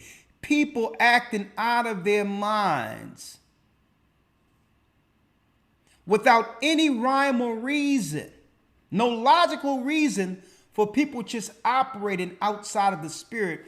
And the majority of people don't even realize that person has been taken by a demon. That's right. Organized demon possession. Where if you go to the right place, they can give you some stuff. I'm not talking about stuff on the streets. You can go to a place that's legal and they give you some stuff that'll tell you suicidal thoughts. If you exhibit suicidal thoughts, call your doctor. Now, what logical thought would you have if you're thinking about killing yourself? To pick up the phone to call your doctor in a few days and say, yeah, by the way, I was thinking about hacking up everyone in my house and all that. Can you change? Can you lower the milligrams on my stuff? Mm-hmm. Administered demon possession. Right? What's next, Elder Lawyer? Verse 10. Verse 10. And in the ninth part. Hold on, let's get it. And in the ninth part. The fall of fire. And the ninth part, the fall of fire. Man, we experience all of this under one administration. The fall of fire. We prophetically reported on not too long ago. All the fires that coincidentally started in different parts of Africa. In some of the same areas where, of course, the Chinese industrial machine that came over there to build certain areas, they're conveniently in some of these same areas where the fires were. Convenient. Canada, fire that was reported when a bishop from Canada came on and reported live. And Maui, where the elite's house in Hawaii didn't get touched at all. Only not too long. I mean, you're talking about what? About 100 feet from where the fires were, but the elite houses weren't touched at all. Man, all this under one administration so far. Is there more? Of course, there's more. Read. 11. 11, let's get it. Oh, let me get it with you. 11 is what? And in the 10th part, rapine and much oppression. And the 10th part, rapine and much oppression. So what happens? In the midst of all this, rapine and much oppression. What is that? You got it, folks. Inflation. Things are so high you can't afford to live. You can't afford to pay your loans. You can't afford to pay your car loans. You can't afford to actually live. Your groceries are too high. The majority of the citizenry is living under what they can afford, over what they can afford now. And it was hard before inflation. Check out the next one, Elder Lawyer. 12. 12. And in the 11th part, wickedness and unchastity. And in the 11th part, wickedness. That means the promotion of wickedness and unchastity. See? Men, and even Kevin Samuels, may the Most High bless his soul, he made a good point when he stated, men legitimizes women and give them access to become a wife. Men control who's a wife.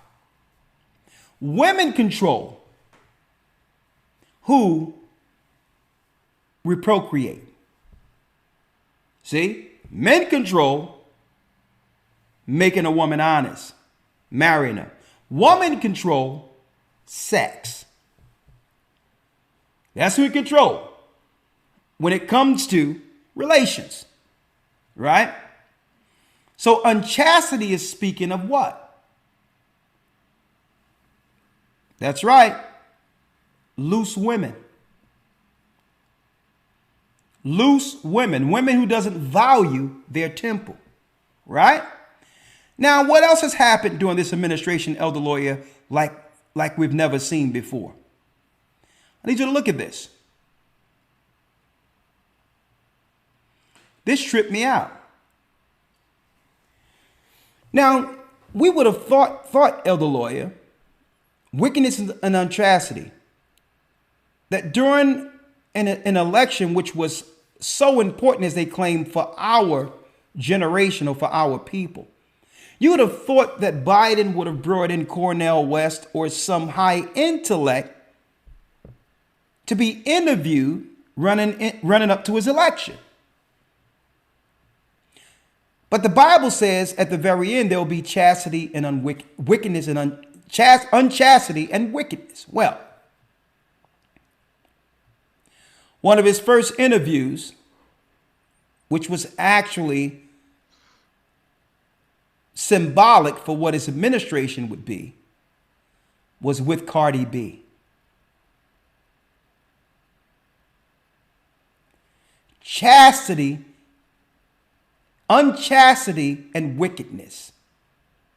Promoting promiscuity amongst the daughters of Zion.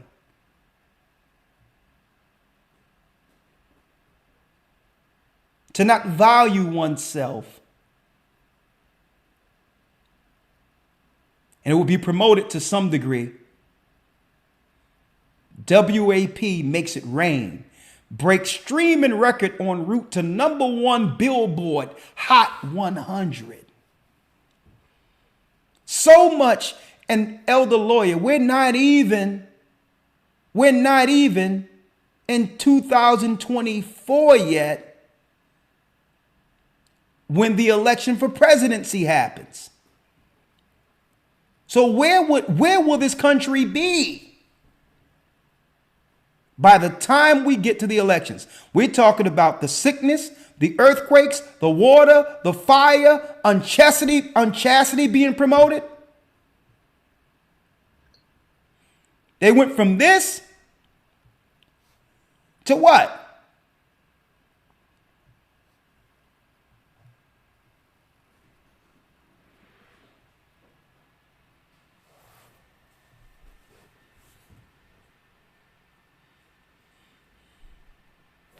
Folks, if you don't believe that this led to this, you're not watching properly. Because you have to understand, with the presidency comes what? An air of decorum, class, and what's acceptable within a society. Now, presidents do it, a lot of probably wild things when the camera's off and all these others, but the optics of your power, the optics of your power is shown, folks, through your decorum and who you associate with. The world powers were watching this, because he was telling all the women, our sisters in particular, not excoriating, not correcting her and saying that we're going to make it where your women, where your people don't have to sell yourselves to make it in our country.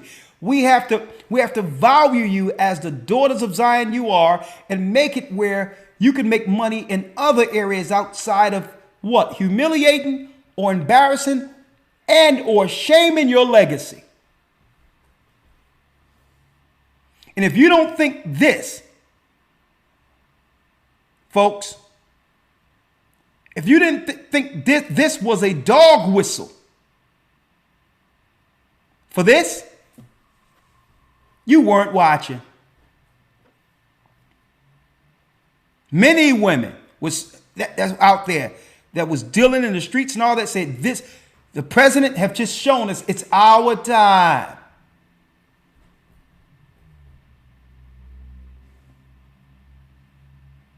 And guess what? It's a shame because our daughters believe that this is what it's going to take to be accepted in our society, which means the end of it.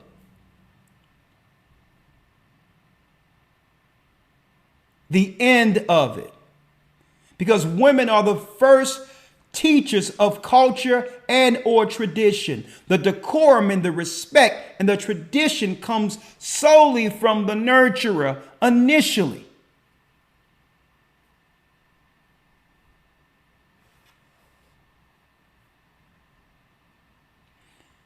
And let's see what the last one is, Elder Lawyer.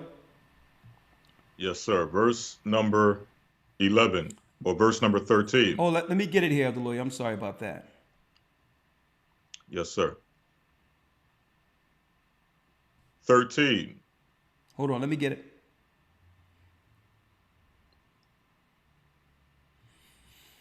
Yep.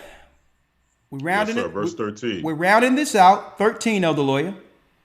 And in the 12th part, confusion from the mingling together of all those things aforesaid. And what's the last part? And in the 12th part, confusion from the mingling together of all those things aforesaid.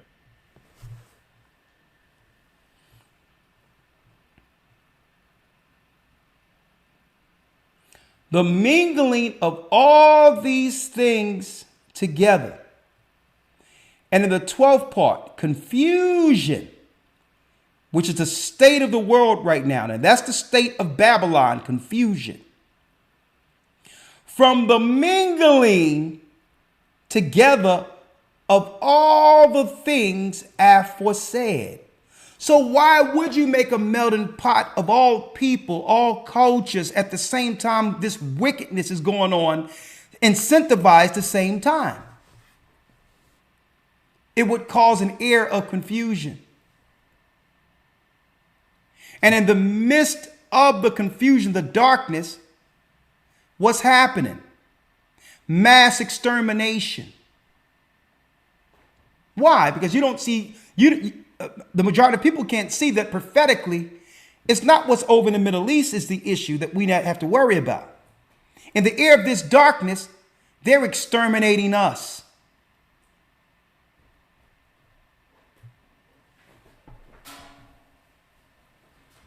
See?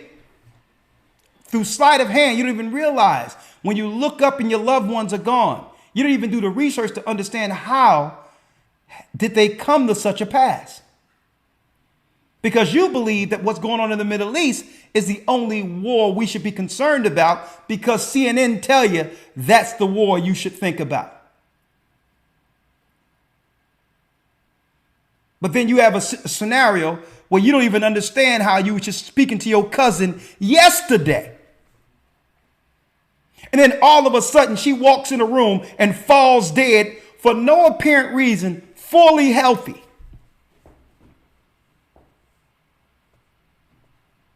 But they have us looking at a war over there.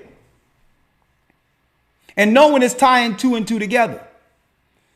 So first of all, when I look at these signs, and I understand the devil has power to execute these signs on the ignorant, on those who sin against the Almighty, I know not to listen to the father of lies. And by doing so, navigate towards kingdom. Where 1,000 may fall on this side and 10,000 deaths on that side, but none shall come near thee. You know why? Because these are those who can see what it is. The confusion is the air of darkness that leads to what? This is how they pick people off.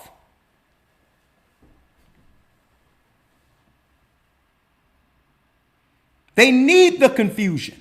They need the darkness. They need the unchastity because that's from the beginning before the earth was fully formed.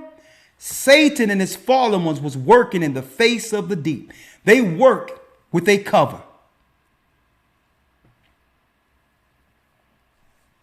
So now Baruch has a question. Because if all these things are being aimed towards us, Satan throwing all this stuff on the wall at one time against us, How can Israel possibly, and I'm speaking of the children of Israel here. I'm not talking about Israelis or what's going on politically over there. I'm talking about the lost sheep of Israel. How can we possibly make it through this? Let's read it, Elder Lawyer. Yes, sir. 14. For these parts of that time are reserved, and shall be mingled one with another, and minister one to another. For some shall leave out some of their own, and receive in its stead from others. And some complete their own, and that of others, so that those may not understand who are upon the earth in those days, that this is the consummation of the time. And it's going to happen where one thing will stop happening, and they'll start up somewhere else. Okay, there's a riot. Then we got to wear masks, or there's another variant, or there's a disease. It'll stop there. Earthquake, flood, fire. Everything that the Most High said would happen has happened within not even a 4-year span of one administration. And the Bible is telling us, can't y'all see this? You're living in the end of days. It's the consummation of the times. Folks, listen to me and listen to me good.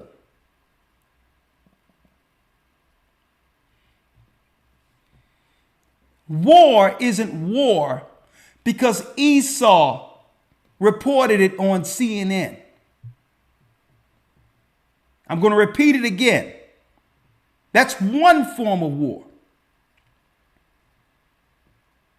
I've just mentioned many. Demon attacks. Folks, let me tell you, when demons attack, they attack in many ways. They can attack to a degree with it. They'll get in the way of you being able to pay your rent. Okay?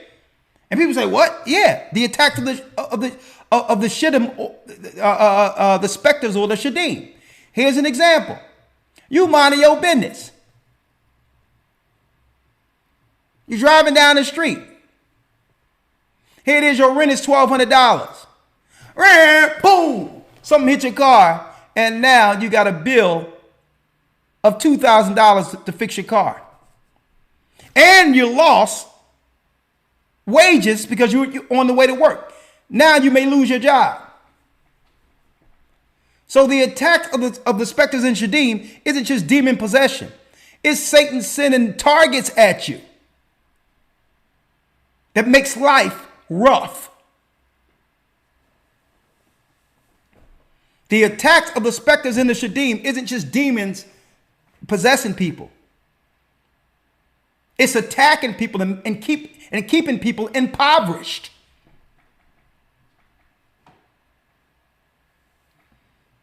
Right? Let me show one other thing here.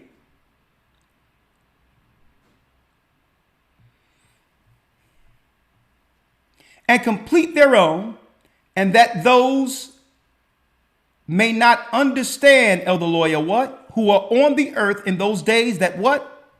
That this is the consummation of the times. That you're actually living in the end of days.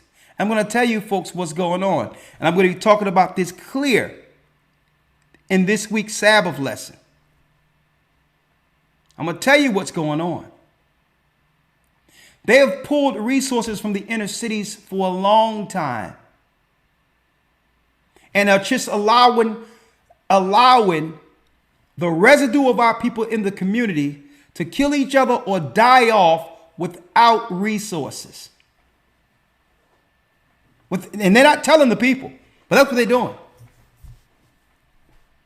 And when they look at the numbers and see a large number of people die in a month, they know exactly how many people to replace from the other countries who are looting the country. It's about pulling resources out of America. Why? Because they cannot attack America through a standing army. So they come in another way. The invasion is coming from up under the country instead of invading the country. I'm going to show you. I'm going to talk about this coming Sabbath. They're looking at the numbers. And when they get a certain number of our people out of here, they know how many numbers of people they can have to actually get resources to continue pillaging the country intentionally. It's for a reason. Right? Read. Sir. 28:1. Nevertheless, whosoever understandeth shall then be wise. Hold up. Read that again.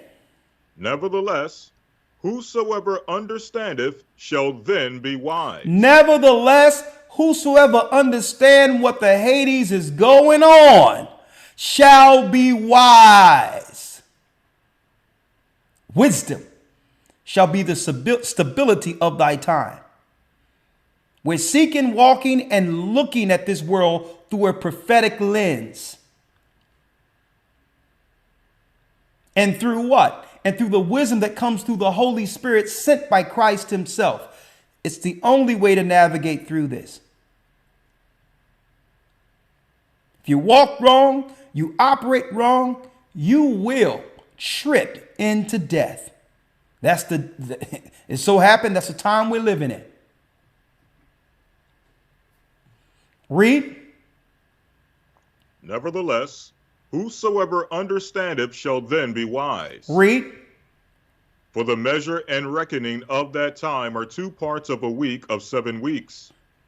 And I answered and said, it is good for a man to come and behold, but it is better that he should not come lest he fall. Listen, even Baruch says, man, it's good to be, to actually live to see the coming of our Lord.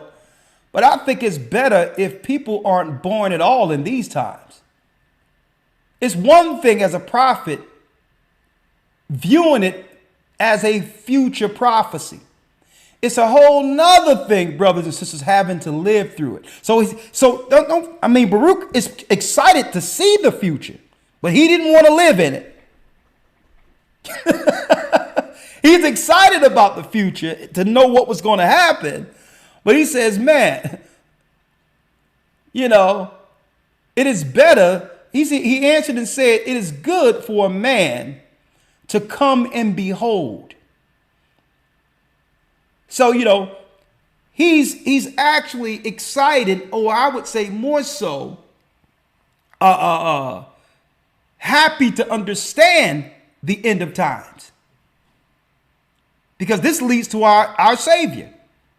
But then he says, but it is better that he should not come. What? Lest he fall. Lest he fall. There's too many snares. If all of these things are coming at one people at one time, who can actually survive this is what Baruch is concerned about.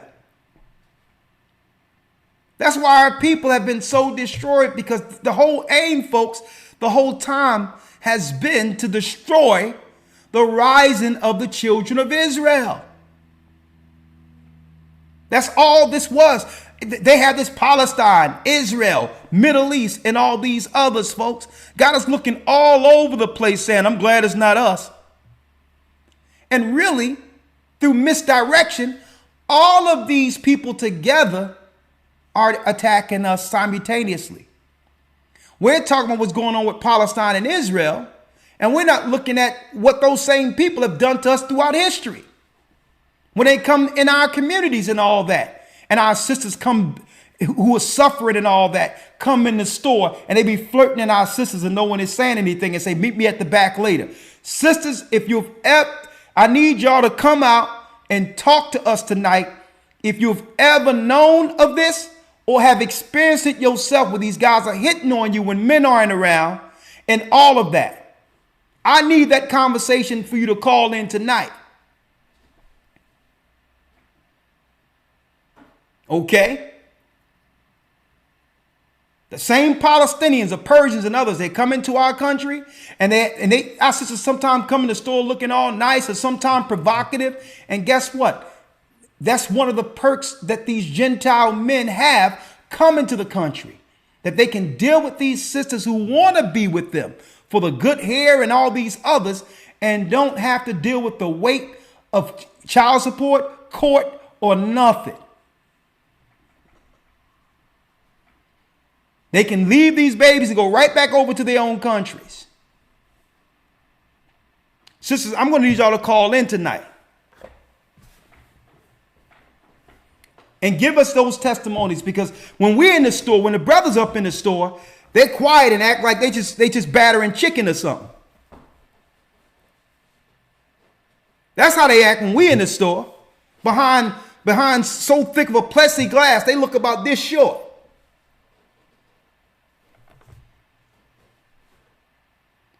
But I have the data now.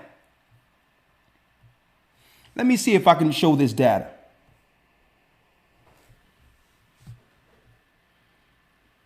Let me see.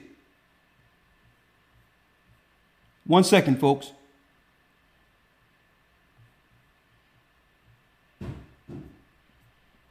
(2015). Let me see if I have it. Here it is right here. One moment. I have the data now. Based on the data, Elder Lawyer, from the CDC. Hopefully it doesn't go blank here. So what happens? They come into our cities. Folks, they did this in Jamaica one time when Jamaica was predominantly our people. And they did the same thing in Jamaica. Years before they had this stuff come, this immigration into the United States as we see it today, they did it in England. The same thing. Now, if you travel the world, you can understand the same program. To water us down and to have all these other nations totally phase us out through breeding, through mixing. Breeding children who would be what? Utilized for the Moloch Canaanite priesthood.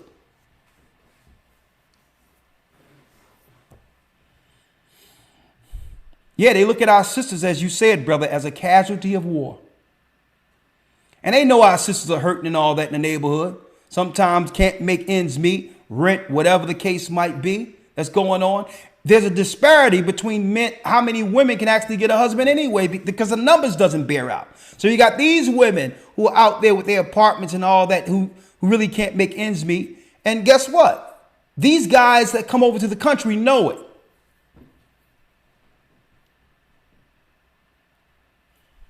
I'm going to be talking about this weekend about how some of the sisters actually was invited I remember in Philadelphia. And brothers was like, oh, it ain't going down like that. The mosque in West Philadelphia, where guys were trying to get sisters to come back there and all that. But I'm going to talk about that I'm going to talk about that Sunday. Let me get up this data real quick.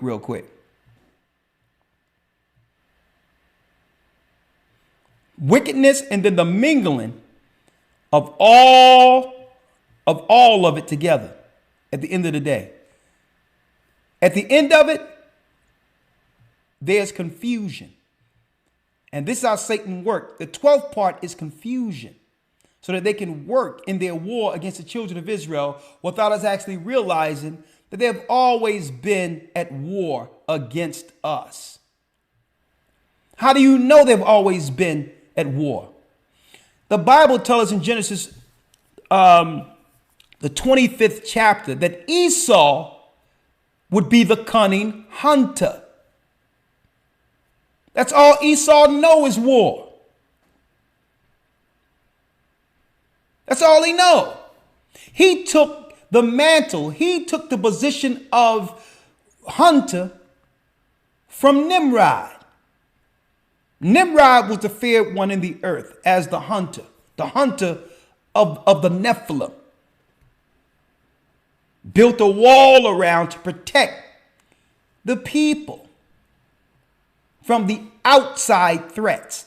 That whole concept came from Nimrod, Amraphel. Okay? Outright.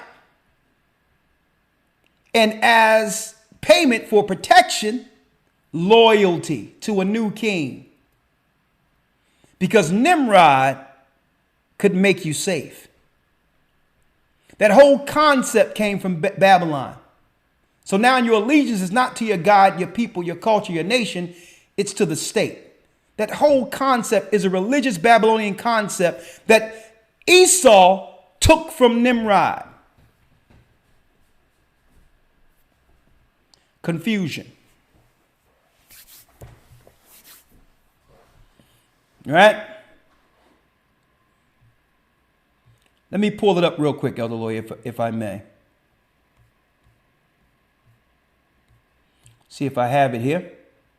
Oh, it's working now. Praise the Most High.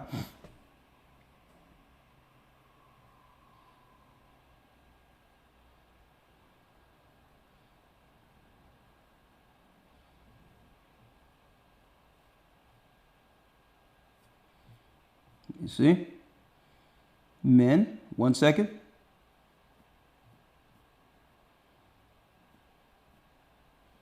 These are first births. 1 moment. See if I can find it. 1 second, folks. Bear with me.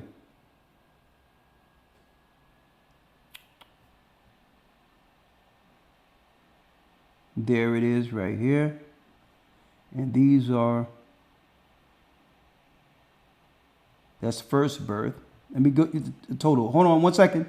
Stick with me.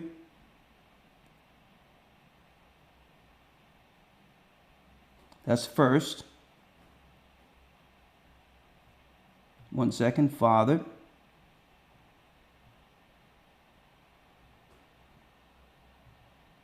White. 8407.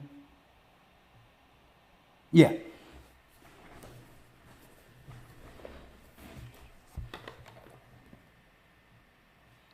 Let me show it here. Now, these are the statistics from the CDC, brothers and sisters. Let me show you. But the statistics of the CDC from 2011 to 2015, right? The number of children born to women aged 15 through 44, which are the normal ages when, you know, usually these are the bulk of children that are had from year to year between those ages, right? And as you go down here and look, the CDC breaks it down, right? Let me show you. Hispanics between that time period, a 4-year time period, 12,303,000. Native born, 7,311,000, because this is in the thousands. It's not the lower number. It's in the thousands. As you can see up here, it says number of thousands. Okay. Let me go here. It's going to blow. Check it out. Foreign born, 4,991,000. Not Hispanic or Latino. You notice they're using the Latino first because they knew that so-called Latino would become the new majority eventually in the United States. The white single race, 34,087,000 in that time, right? And this is speaking of particularly the women. The women, right? Blacks, black women, single, 7,286,380, right? Let's go down to the men. Right? Hold on. That's the women. And let's go down here. That's women and men. Hold on. Let me get it here.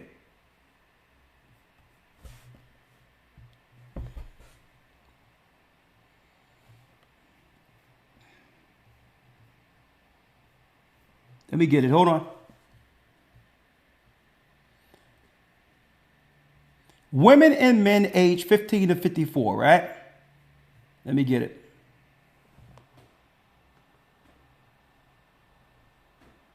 Now, look at the men under those same numbers, right?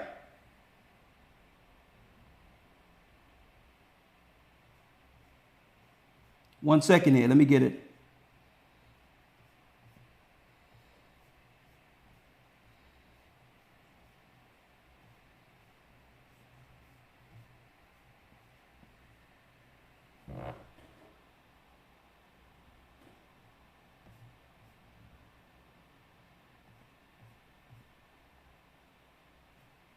I'm going to have to do it after the commercial. All right, I'm going to do it after the commercial because this thing is all jumbled up here. But in a nutshell, I had it here. And I'm going to show y'all in between the break. I'm going to grab it for you.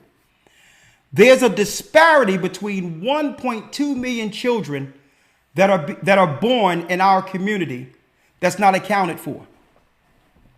1.2 million people, with the immigrants and others coming in our community with our sisters, that's not accounted for. Okay, I need y'all to hold tight. I'm going to grab that, come right back with the phone calls. Let me get this data up. One moment. 1 second. Let me grab it here. And I need y'all sisters to call in and let us know, what are the interactions in our community that our men don't know about when it comes to foreigners coming into the inner city? I'm going to show you why, according to the Bible, it's important. Sisters, I need y'all to call in. I'll be right back with the chart. One moment. 1 second.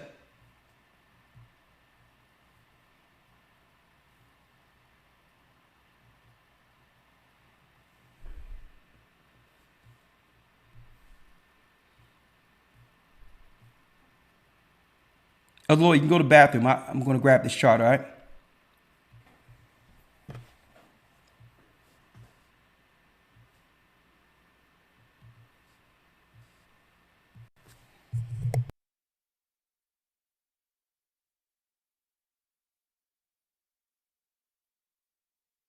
The Bible.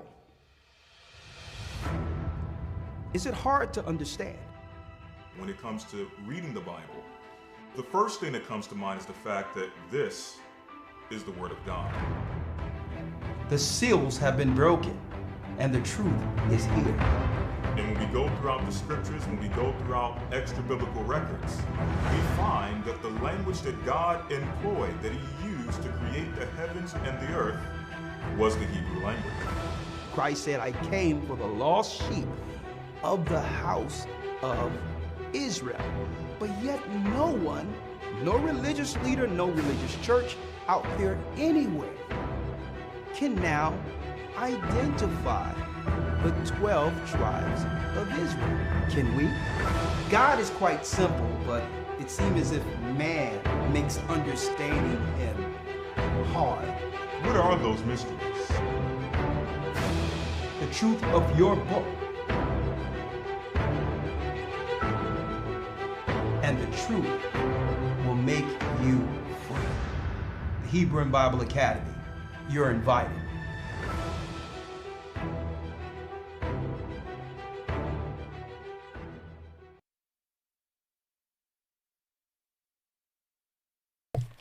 Okay, we're back. Okay, I got it right here. Thank you. Thank you for your patience, brothers and sisters. I had two separate charts, so let me show you what I'm talking about here. Let me show you right here. Okay. I had a chart here. That was the wrong one. That's the one I was looking for. 2015 is right here. Now, I need y'all to look at this, brothers and sisters. Number of biological children fathered by men aged 15 to 54. Right? Let me show it to you.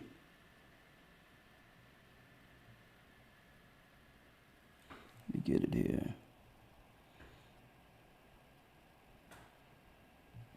Right here.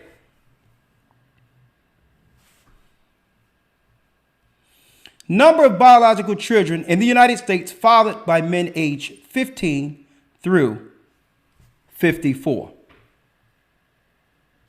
Right here.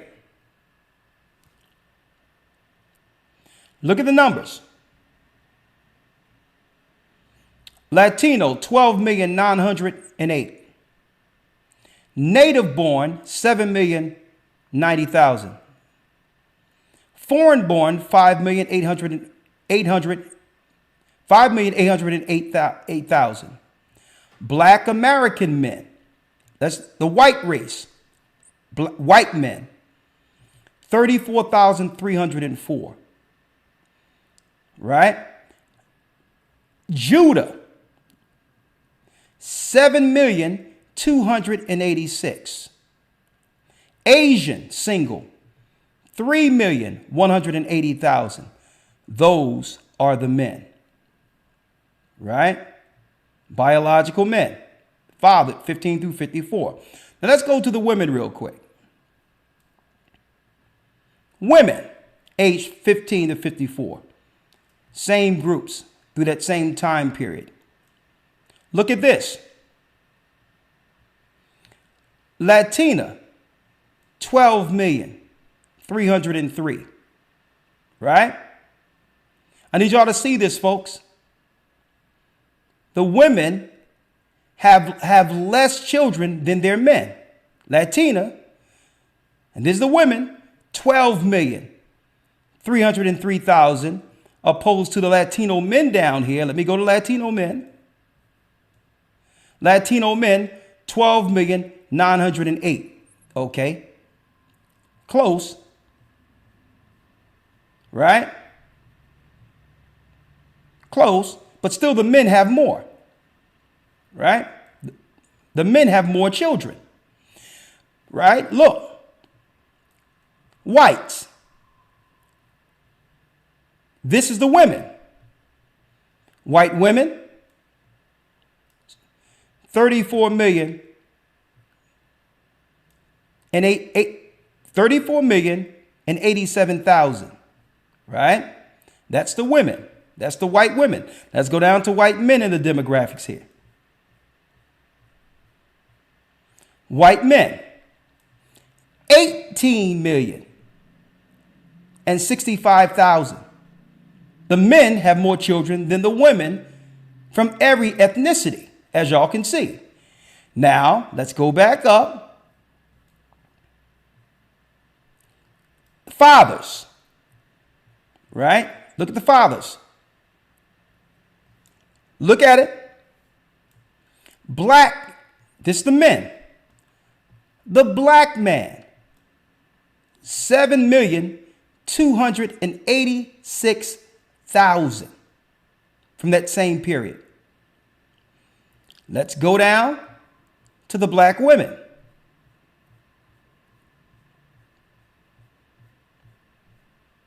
Right? Go down to our sisters.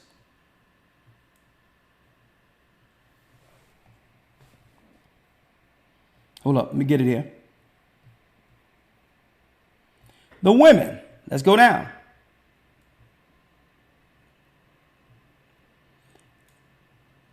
Black or African American single race, right?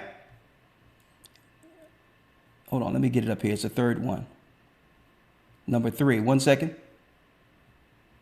Right here. Father, here it is. Number of children born to women. The chart is all over the place. I got to get it here. 8,407,000 for the woman. 8,407,000. Right? And let's go to the men.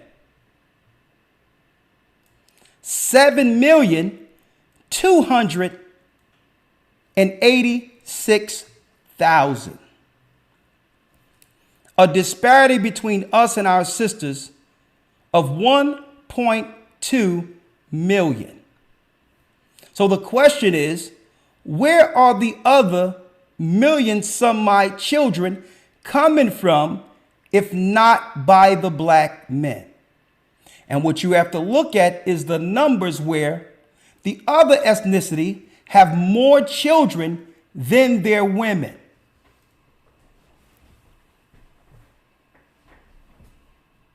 Look at this. 1 million some my children unaccounted for in our community being dumped in our community, blamed on our people. And then on top of that, the border is open where all these nations are coming in the same time. Can y'all see this? So all of the chaos that have been being created by all of these children the children, folks. And listen, the birth certificates state that these children all belong to us, which gives a negative image on everybody when it's these nations coming through causing all this chaos. And when these children grow up, they're battling against one another and they're blaming that. They calling that, folks, they're labeling that black on black crime. They're labeling that black on black crime, folks. Socially engineered chaos is what they've done to our communities so that our communities could never recover from the demonic evil social engineering.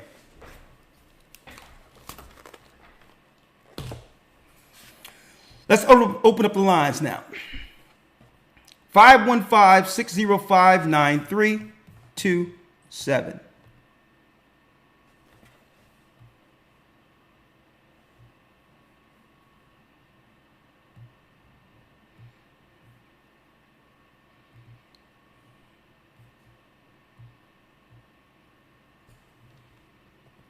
I see sunshine there too.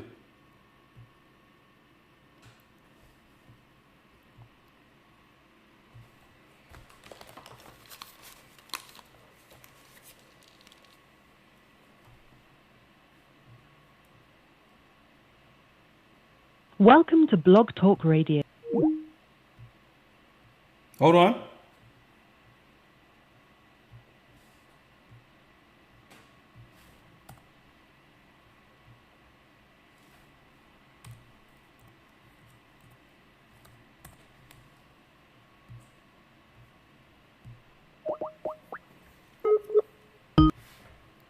Welcome to Blog Talk Radio.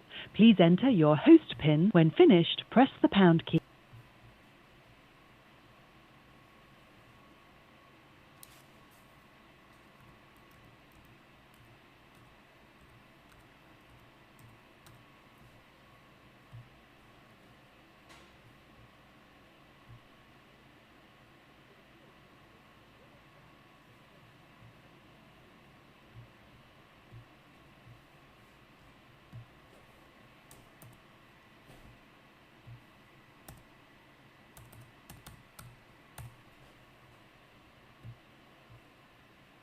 The next time I'm gonna put that chart by itself because I have all these tabs here. I should have kept it highlighted, but I got it nonetheless. So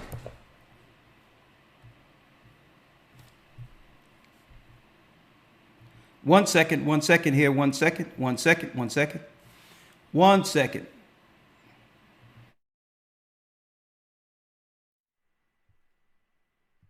Oh, he's already in there. All right.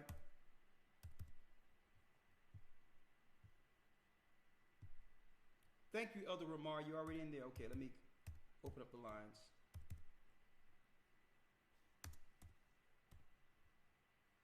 All right.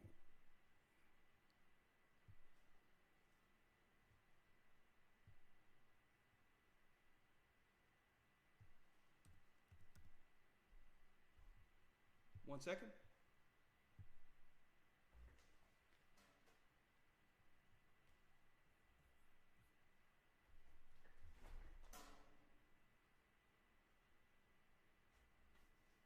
Okay, one moment.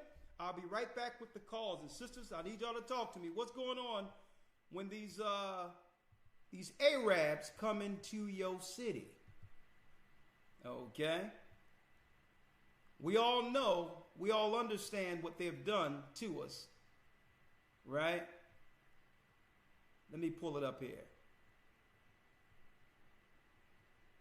We all understand their history of what they've done to us, right? We understand their history here. 1 second.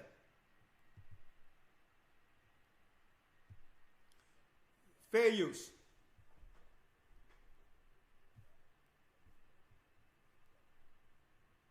Recall that Arab slavers were the first and last in modern. The 25th of March was, as usual, commemorated as the day Britain officially abolished its slave trade in 1807. But how many recall that Arab slavers were the first and last in modern times to ship millions of Africans out of the continent as slaves? The Arab history of anti-black racism predates European anti-black racism by several centuries.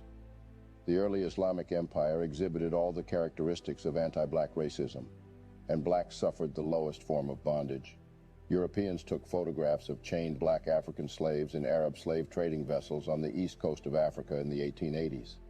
Slavery persisted openly in Saudi Arabia and other Muslim countries in the latter half of the 20th century, 100 years after slavery was abolished in the United States. As late as the 1960s, African Muslims still sold slaves when they arrived on pilgrimages, as a way to finance their pilgrimages. Arab nations lagged far behind the rest of the world in abolishing slavery. Saudi Arabia and Yemen in 1962, United Arab Emirates in 1963, Oman in 1970. However, unlike the rest of the Arab nations, hereditary racial slavery persists in Mauritania, despite multiple official attempts to abolish it. In 1981, by presidential decree, Mauritania became the last country in the world to abolish slavery, but no criminal laws were passed to enforce the ban. Under international pressure in 2007, the Mauritanian government passed a law allowing slaveholders to be persecuted. However, that law has rarely been enforced. Far more anti-slavery human rights activists have been prosecuted than the handful of Mauritanian white masters. Fair use. In addition, slavers are offered compensation for freeing the enslaved, while the victims of the brutality are offered nothing. In 2015, under international and some domestic mobilization pressure, the Mauritanian government created 3 special courts to prosecute slavery, but so far they have only tried very few cases. However, that's just not all about this oddly unique sect of slavers. The Arab slavers, at some point in history driven outrageously by their odd ambition for economic power and human control, had their African male... Oh yeah, I'm going into this. I'm going into this Sunday, folks. I'm going to talk about that this Sunday. Yeah. 1 second here. I'm going to go into this Sunday, folks. Yes. Is Islam Rome's secret weapon, a cult weapon? Have they always used and abused our people, even before the so-called white man did what he did in slavery? Ishmael is equally complicit. And they want us to take sides of what's going on over there in the Middle East. You got Ishmael, you got the sons of Lot, Esau, all of them have double-crossed us. Every last one. Let's go. I see you there, Sunshine. Cora has a question.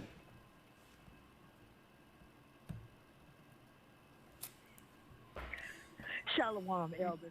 Shalom, Cora. How are you? I'm fine. I want to know the website where you downloaded that chart. Where you got that chart you just showed us. Okay, yeah. I'm going to pull it up real quick. Okay. Let me show you. Because I'm like, the math isn't math, and it seems like they want to blame everything on us in the communities. And I'm like, have they engineered this? So I went into the CDC's numbers, and I'm like, all these children don't belong to the brothers. All the other nations men have more children than their women. And I'm like, that's odd, because there's more of their women than it is of them. I'm like, the math isn't mathing. And then I looked at our numbers. I like to look into our people. And I noticed we're the only people in the United States, the men, who actually, we don't have as many children as our women, by 1 million. Over 1 million. I'm like, boy, do Esau know how to socially engineer this stuff. And then all the children that are our color in the neighborhood is put on all of us. Sister, you would go to the National Health Statistics reports. The National Health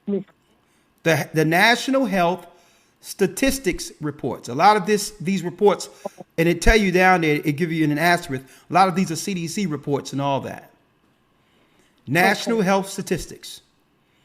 Just Google it, and you'll see all the charts for years. I even got them up to 2020, the latest one I have, but I'm looking at that now. But when I seen this disparity, I'm like, whoa.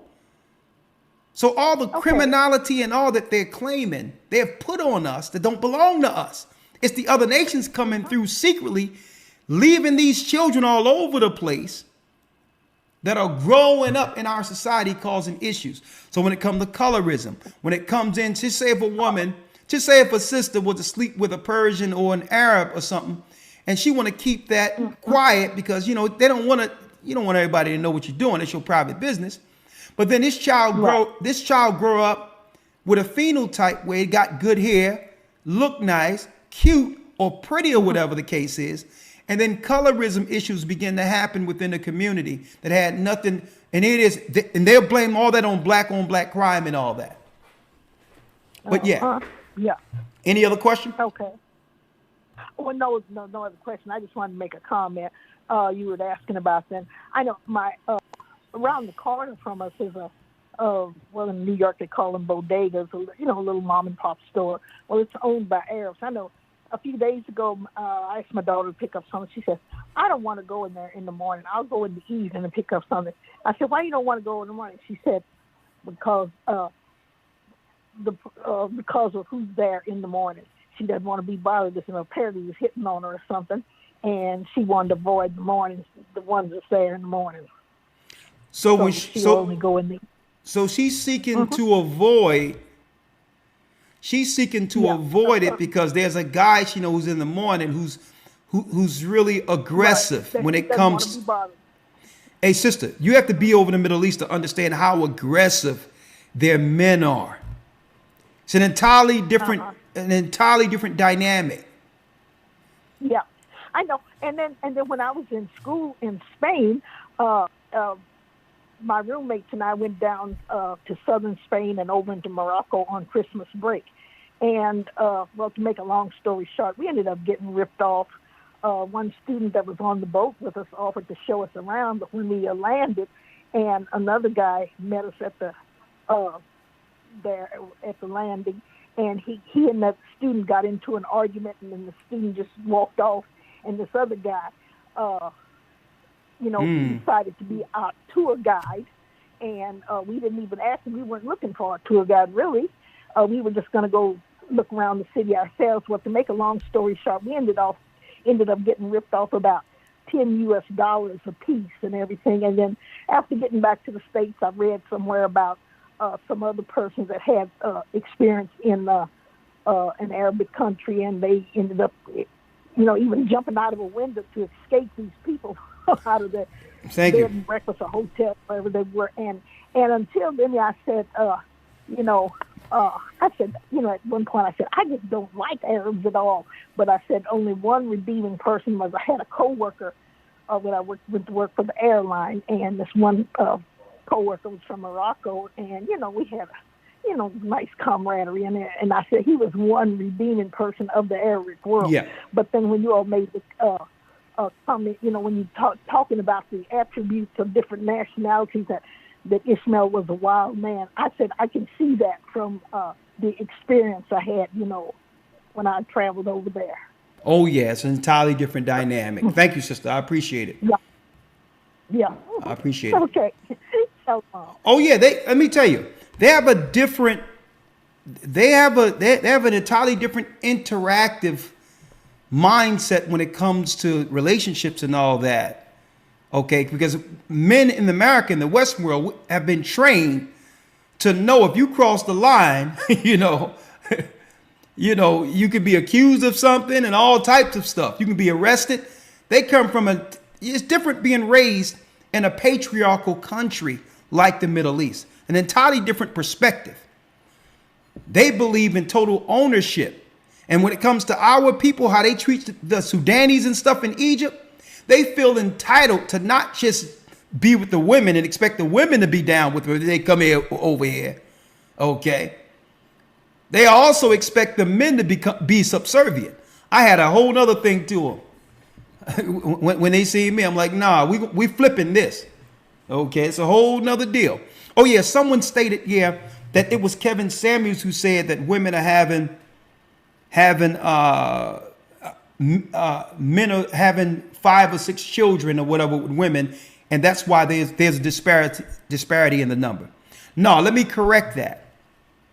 What Kevin Samuels said, if I remember correctly, been a while, you know, may the Lord bless his soul.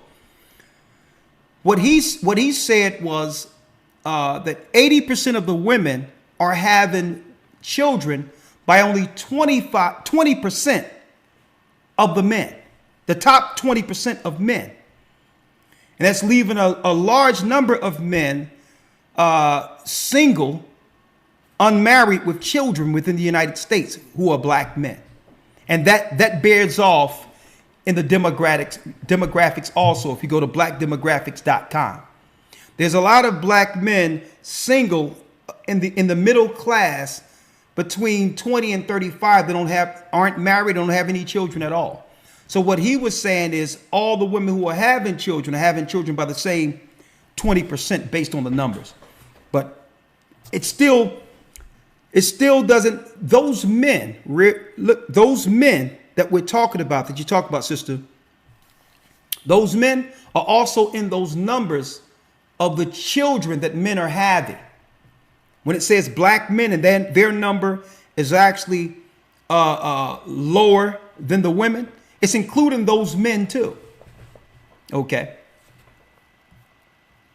So it says the sister didn't want to go to the store in the morning because men are actually selling our sisters in the store. And this, I'm going to tell you, it's a different dynamic altogether. She wants to avoid the store. But understand, I need y'all to understand this, folks. The men in the country, including black men, Judah, we know not to go there.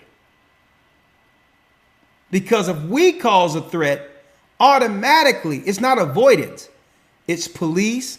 It's you better get out of my face and all of this. So these men come over with a different level of interaction and fear. Okay, our sisters have fear when it comes to these opposed to us, because brothers can't roll like that without fearing being arrested or whatever the case is. But I think sisters know that these guys can operate with impunity without anything happening to them. They can do something and cause trouble and get on a plane and go right back to their country. So it's best she avoided them. 667 area code, Danita. Hey, Shalom, Elder. Hey, this Shalom. Is, Danita from D. How you doing? I just wanted to make what you have to add to the conversation? I'm good. I just wanted to say, I'm as best as I can quantify all this, by them painting the picture of they have of our people being negative stereotypes and everything, and then now we're invaded with these Arabs in our neighborhoods. Thank God me and Zach moved out of there in the city just in time before they got here. But nevertheless, them owning our stores and them controlling everything, the gas station, everything that we have, everything that we, mom and pops, all we used to knowing. I learned, even in school when I was learning this stuff, that they bring their customs, they bring their traditions, their ways, their religions, all of that to our area, and it's not going to stop. It's very important for us as women, as men, all of us to come together as one. And if we have, mates and spouses and stuff, listen to the black men, because they're telling us not to go to these places without them. It's for our own safety. It's for our own protection. So, I mean, now that it's here and it's in our face, we need to be mindful of our children, them walking alone. And I'm going to the convenience store. You can't do the stuff you used to do. So I just wanted to add, just like, Listen to your husbands. Listen to your uncles. Listen to your dads if you have somebody.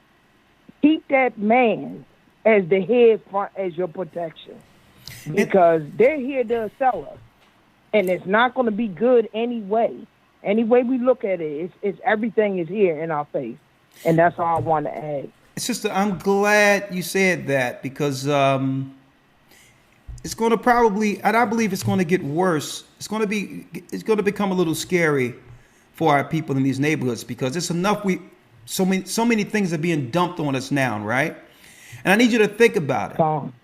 There's a rumor out there. Somebody started something that black men kill a black woman every 5 minutes in the United States. And I'm like, what? So I had to do the numbers on that. I mean, let me say, as a man, as Judah, we expect negative, false data, demonization to be out there without anyone responding. And so I had to look at that. I'm like, because someone said that on one of these podcasts or something, you know, as if they had data. And I'm like, do you know the population of the United States and the percentage of us in the United States? If that happened, there'll be no women left. So, oh my, exactly. But it's out there. No, not every 5 minutes. Every 5 hours, a black man unalive a black woman. And why am I framing this? If those stereotypes are allowed to be out there, some of our people are going to hear this and believe it's so, and deem us who can help our people, help our sisters, as the enemy. That's number one. Number two, the majority of our people has some level of understanding the consequences. A black man understands the consequences in the United States if you jaywalk, let alone harm another person. And here's a dangerous piece on this, sister, real quick, and then I'm gonna let you go. The dangerous piece, if you get these people that are coming over here from the Middle East who see us less than from these other countries, they've always treated us less than, and they criminalize or hurt or even worse some of our sisters in the community. Who will the authorities seek as suspects first? I need you to think about that. They're coming over here, these strangers. Sister, we're between the crosshairs. It's going to be the black man as the number one suspect for all this criminality that these people are going to bring from these Arab countries. So if they do, just say if our sister, you know, our sisters, get off me. Who you think you is? Don't touch me. And some of these Arabs, you do that to them. In their country, they believe it's okay for them to respond and respond in a way that Americans aren't used to. So here it is. She found behind somewhere, maybe, you know, I'm just using a scenario. She found somewhere, and immediately what happens? They say they claim that crime is going up, and we black men, our sons, our children, Judah, your brother, your cousin has become a suspect to these wild demons who have been let loose in our country. So I'm just putting it out there so that, not that we can actually show discrimination against anyone, but to be aware of where this is going to further demonize the awakening. And it's always going to come back down to the black man ain't nothing. It's going to come down to Judah, because Judah, Benjamin, and Levi, and all the tribes, the men that are rising, are actually pointing to the evils that have always destroyed our people. Hold on. Excuse me. I have to put that on hold. You have something in your phone. All right, let's go down the line. Sunshine is on the phone.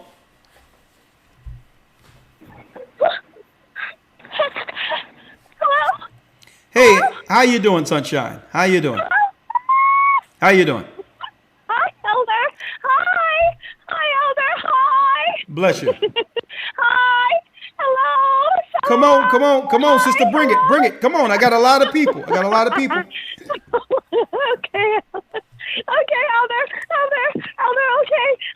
Wow, Elder.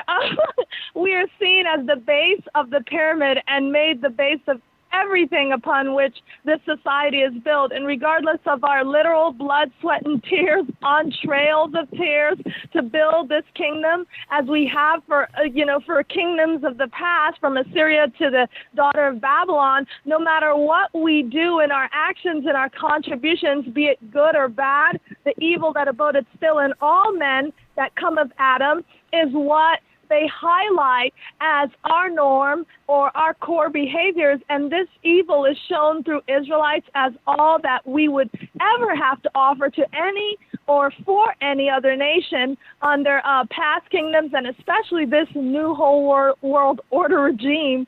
And this kind of limelight for any evil dwelling amongst us is escapable by any other nation, but for us, there's no redemption. No man will redeem us out of the cyclical bondage that we are in, and what's worse is those of us realizing this reality and choosing the like mind of a non-believer, we take the bait over and over again and become the false version of ourselves, only to fulfill the expectations of the degenerates or stereotypes that others have of us. And when we receive those expectations as us or our purpose, we increase our vulnerability and we become like a continual prey for others, and we then ourselves begin to lose sight of the ability to shake awake from our desensitivity and acceptance and stupor of the status quo, even if that status quo is all the plagues highlighted in Baruch. So famines, infiltrations, and death descending is now seen as regular and normal speak, and marriages and giving in marriages, as in the days of Noah, will go on until the letting is done. But understanding that Christ told us the kingdom is within us reassures us that no matter how poor or low or desolate we or others or the hunter may think we are in the poverty and tribulation, but still are rich. And we are not the thieves to give back what's stolen.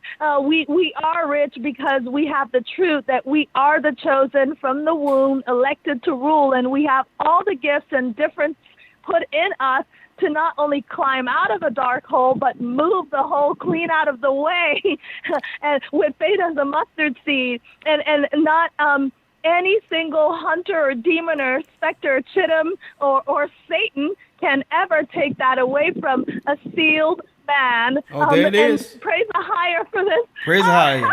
Bless you. Praise AHAYAH. There you go. AHAYAH. Bless you, Elder. Bless you. Bless you. It's so good to hear from you, Sunshine. I know you sent some songs. I'm about to listen to them soon. I want to hear what you got. Some songs you wrote, so I'm going to listen to those. Oh, yeah. I think someone else said something that I wanted to answer to real quick. Someone said something. It'll come to mind. But someone like to know, well, what is our answer to this? Satan is throwing everything against the wall, right? Here it is. They got us looking at other conflicts while they're right up under us, seeking to destroy us, straight destroy us, while we're looking at some Middle Eastern conflict in the theater of all that other stuff while they're destroying us. Like, what is the answer, right? Good question. Well, the answer is it's time for us to have a covering. It's time for us to have a covering. Men have to be covered by Christ, and women have to be covered by men. The enemy has already been let in. Okay. And I need you to think about the mental fortitude of some of these people. Okay. Because it's not just Venezuelans and all that that's sleeping on the ground and all that. Okay. What they call asylum seekers, there's a plan for them. And if these people have the fortitude to come into a country during the winter and sleep on a cold floor until a better opportunity is presented, you have to think, if you have the spiritual fortitude to oppose that type of strength. That means these people coming over are playing for keeps. Okay? If they're willing to go through, some of the toughest measures just to survive, are we prepared to oppose oppose them of selling our people and coming against our sisters and all these others? So it's time for men to get under the hedge of Christ, right? And guess what? Stop this man, woman stuff. No, if we don't come together under Christ, we'll cease to exist. So they're doing all this social engineering to destroy the fabric of family. So how do you strategically fight back? We need to go back to tradition, go back to honor, respect for one another, original roles. A man is a protector and a provider, a sister to appreciate that, to understand, well, relationships isn't perfect, but I have a covering. And that's what time it is. It's time for us to let bygones be bygones and do what? Understand it's time for us to stand together against what's coming through the door. And I'm going to be talking about that this coming Sabbath. It's time for a covering. And sisters got to be very careful, because I'm hearing online, I'm hearing some and it's scary. Some of what I'm hearing when it comes to a whole group of people online, women talking about divesting and all these other things. And I'm like, I don't think these sisters is looking at the news that I'm seeing. I'm seeing sisters hooking up with men from the Middle East and all these others in hotel rooms. And then the family saying that they couldn't find their daughter, and they thought it was just a person she was talking with. And now there's a funeral. So sisters, now if you've been outside the country, the Middle East, and understand, there's a whole different mentality. You don't even understand the mentality of these men from these patriarchal countries. Okay. I mean, listen, they're different. They're different. Okay. There was a scenario, and one guy told me about this when I traveled overseas. There was this multi-billionaire. He owned Four Seasons Hotel and all this other. He was filthy rich. Come to find out his wife wasn't doing right, or whatever the case is. The authorities end up coming after him because what? His wife came up missing. They found her in a desert. And then he had to what? He went to jail. So you got people, man, they got a different mentality. And this is a guy who had enough riches to say, you know what? Let me cut my losses and go on and just get me another relationship. But let me tell you, they're different. So when these sisters are out there talking about divesting and all that, you don't know what harm you're doing to sisters, because it's okay to find someone you love or care if it's, whatever the case is, children of Israel, and it's a good relationship and whatever. But when you just put out broad and tell people to divest, it's dangerous, because you're talking about going with somebody strictly because you got a problem with your own people. That's no reason to give up on your own people because you had, past bad experiences. We've all had bad experiences. But there's no reason, because guess what? Sometimes, most of the time, the grass isn't greener on the other side. I'm going to tell you that right now. And some of these crazies that come over the Middle East and all that, let me tell you, folks, I mean, guess what? You talking about DV when it comes to domestic violence and all that, when it comes to relationships in patriarchal countries, it ain't nothing for them to just go ahead and just cut loose on their woman and the authorities say nothing. That's a normal rationale to fix issues that I've witnessed when it comes to a disagreeable woman. And I'm talking about Muslims, straight devout Muslim. They pray 5 times out a day. left, rights, uppercuts, and all that. They think that's natural to be able to do that if a woman is out of order.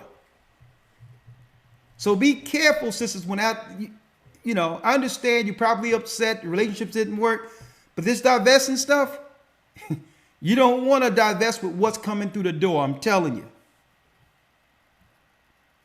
But I'm going to let y'all speak now. 334 area code.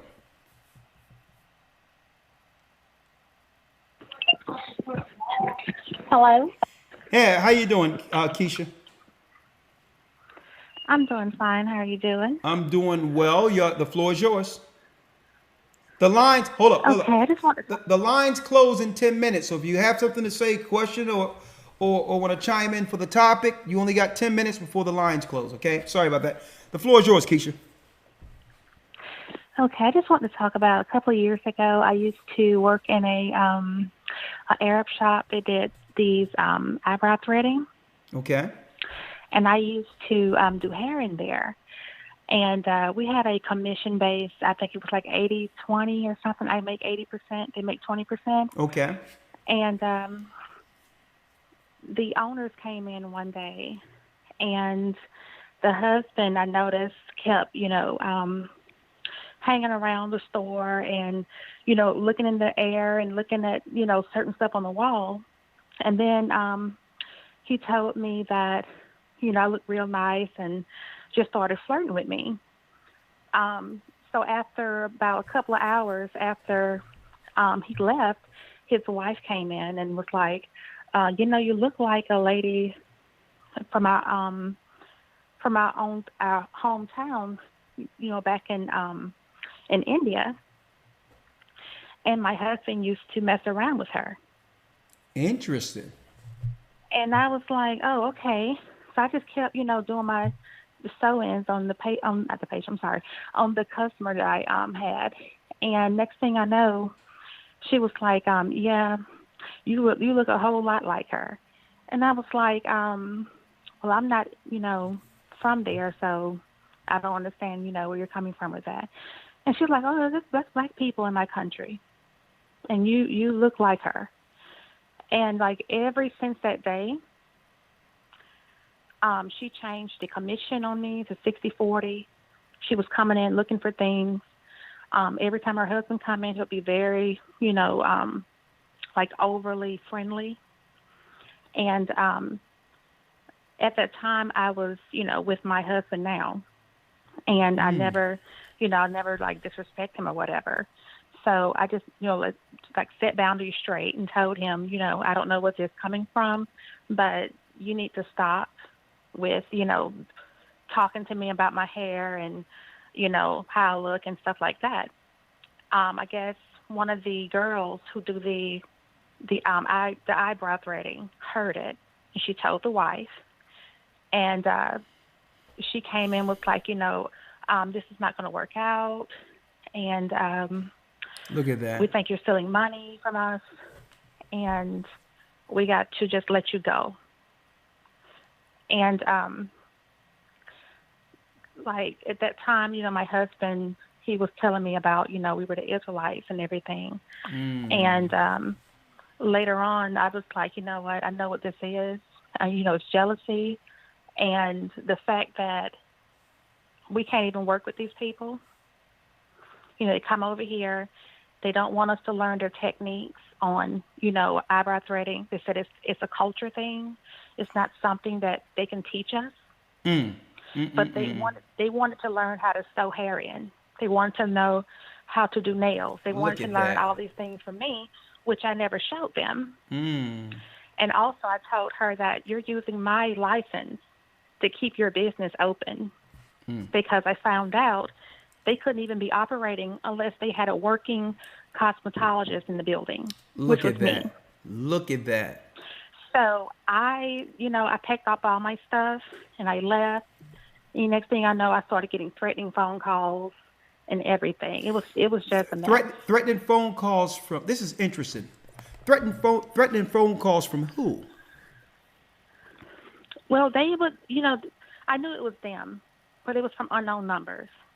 They had one in their family. He was trying to be a doctor. he worked at Subway at the time, but they said he was going to be a doctor, and now he is. Hey, sister, this is but you know what? See, I think the advantage you had in this instance, and there's so many levels I want to talk about using this call as an example. It was your covering that gave you the protection that was needed, even though these people was treating you, under their caste system. They're used to a caste system in there where they come from. It's natural. It's not deemed racist to treat you less than they are. That's the natural way of being. This is why they allow these people over. But there's one thing I wanted to highlight: the fact that you had a covering, which is a blessing. It's good to have someone to lean on if you have to pivot financially or whatever the case might be, right? But even outside of that, I need you to check this out: how they let these people over who actually are in financial positions to actually posture against the people who built the country. I need you to check that out. You got the license. They need all of this. They still see you as less than, but on top of that, they have the power to hire and or fire. What's wrong with that picture? Right? What's wrong with that picture? And keep in mind, sister, using that as an example, you will never believe where they receive the loans and all of that to run the business.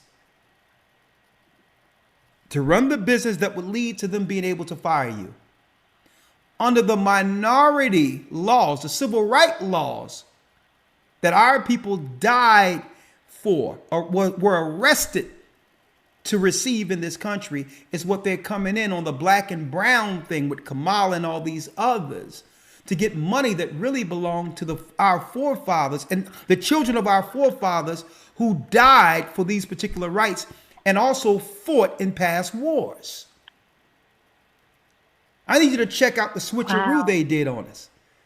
So they come over here, they get promised a bag, and on top of that, get grants and all of that based on minority money that came from the civil rights movement, only to tell us what? You can get up out of here. Only to exercise their satanic evil view of us as they did in their own country. And I'm going to tell you, that's deep in of itself, sister. Because when that wife seen you, because don't forget, her husband probably dealt with this sister over there who you look similar to. So now you're getting treated like garbage by these people who wouldn't be here if it wasn't for our forefathers fighting in wars and dying for civil rights. This is a disrespect, not just through them, but through the people, the social engineers over this, who knew exactly what they were doing when they placed these people in our neighborhoods and made them taskmasters over us.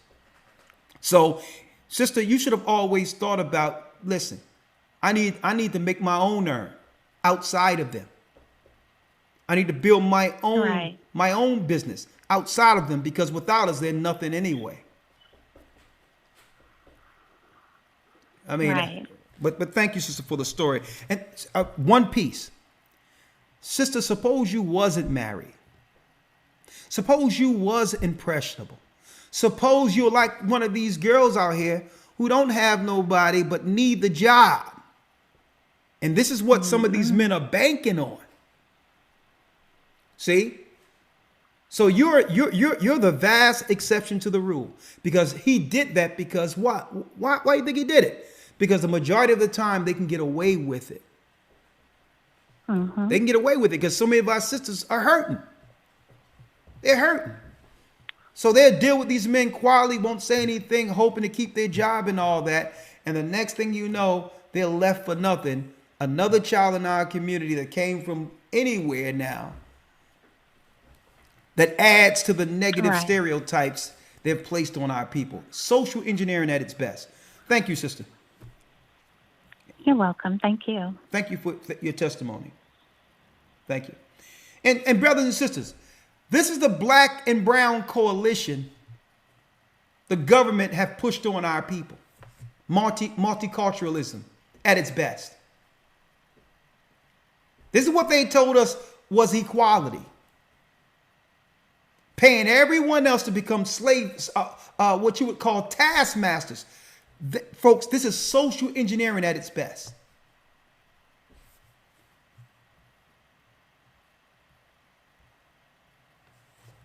Hamilton has a question.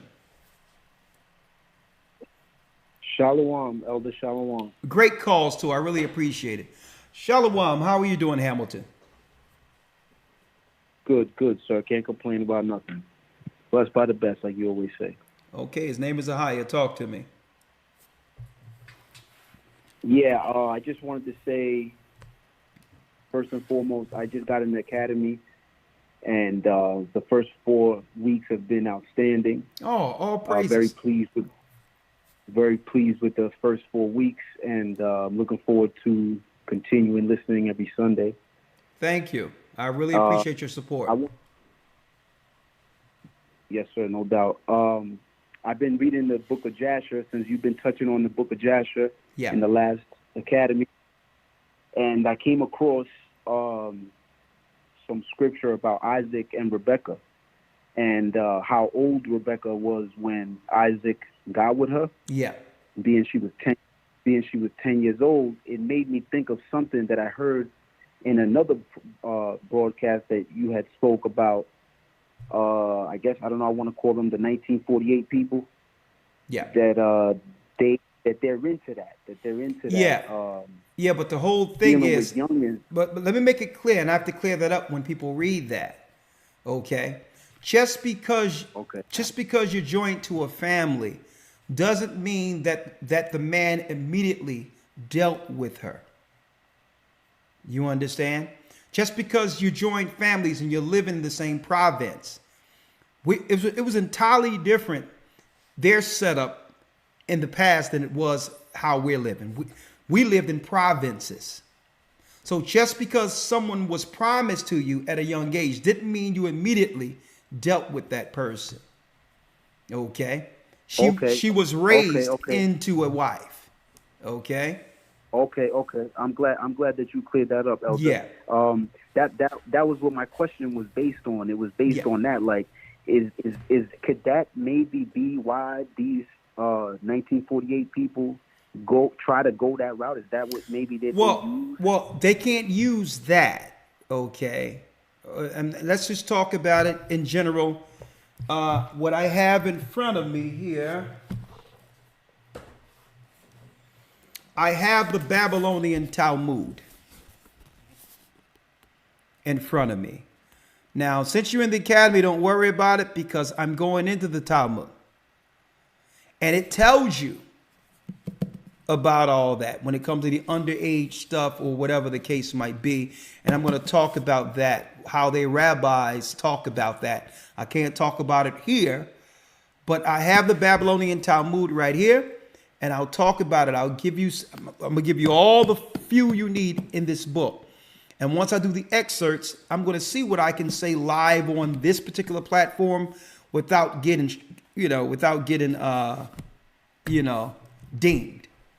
All right. But no, they can't use the book of Jasher for that, because what happens is you have to realize if you are promised to someone, you understand, you can live in their province until you come to a time of your flowers or at the age to be able to consummate and all that. All right. So no, the Bible never promoted any level of what we would deem today, child, adult type things. Okay. Everything was done in proper order according to the law. Okay. Understood. So no, they can't use that. All right. Thank you. All right. Thank you, Aldo. Appreciate it. Shalom.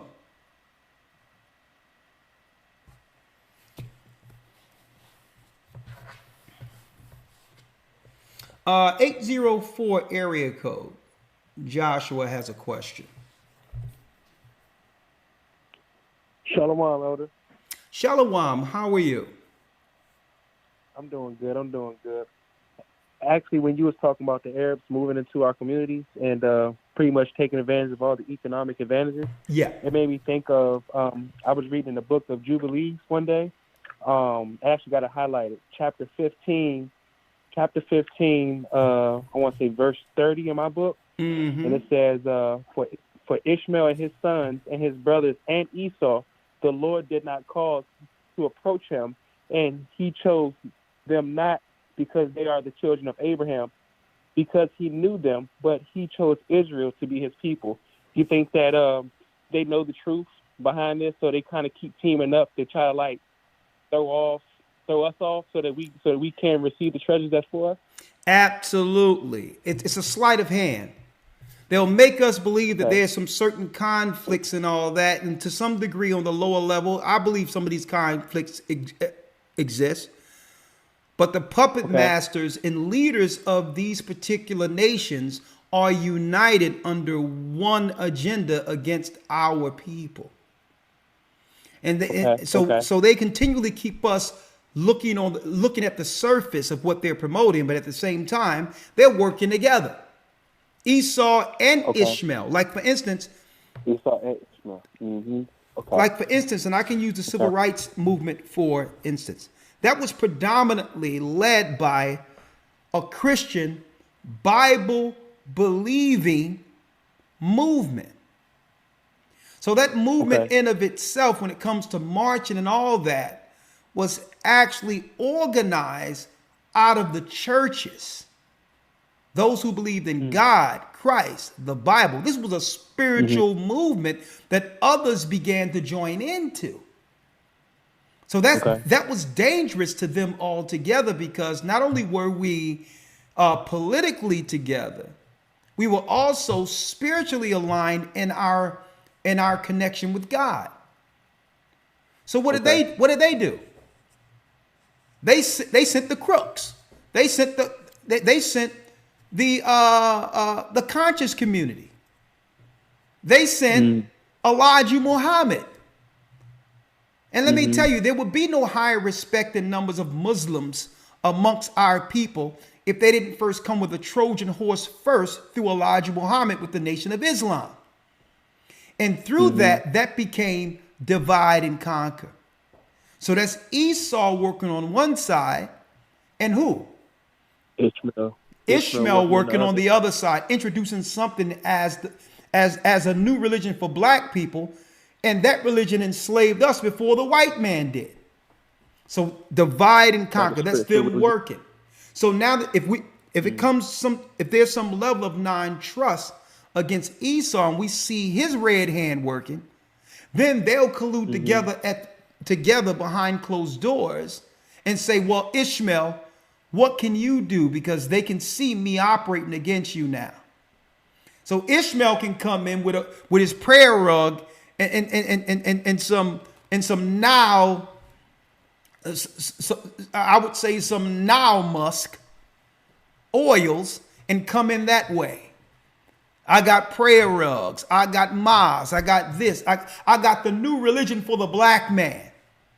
Only to become a Trojan horse that would allow what? If we can accept their religion wholesale, we can now accept their people coming over through those mosques, disrespecting, and on top of disrespecting, circumventing us as black, as quasi-black and or brown people, and by so taking the finances that belongs to the children of those civil rights leaders who died and or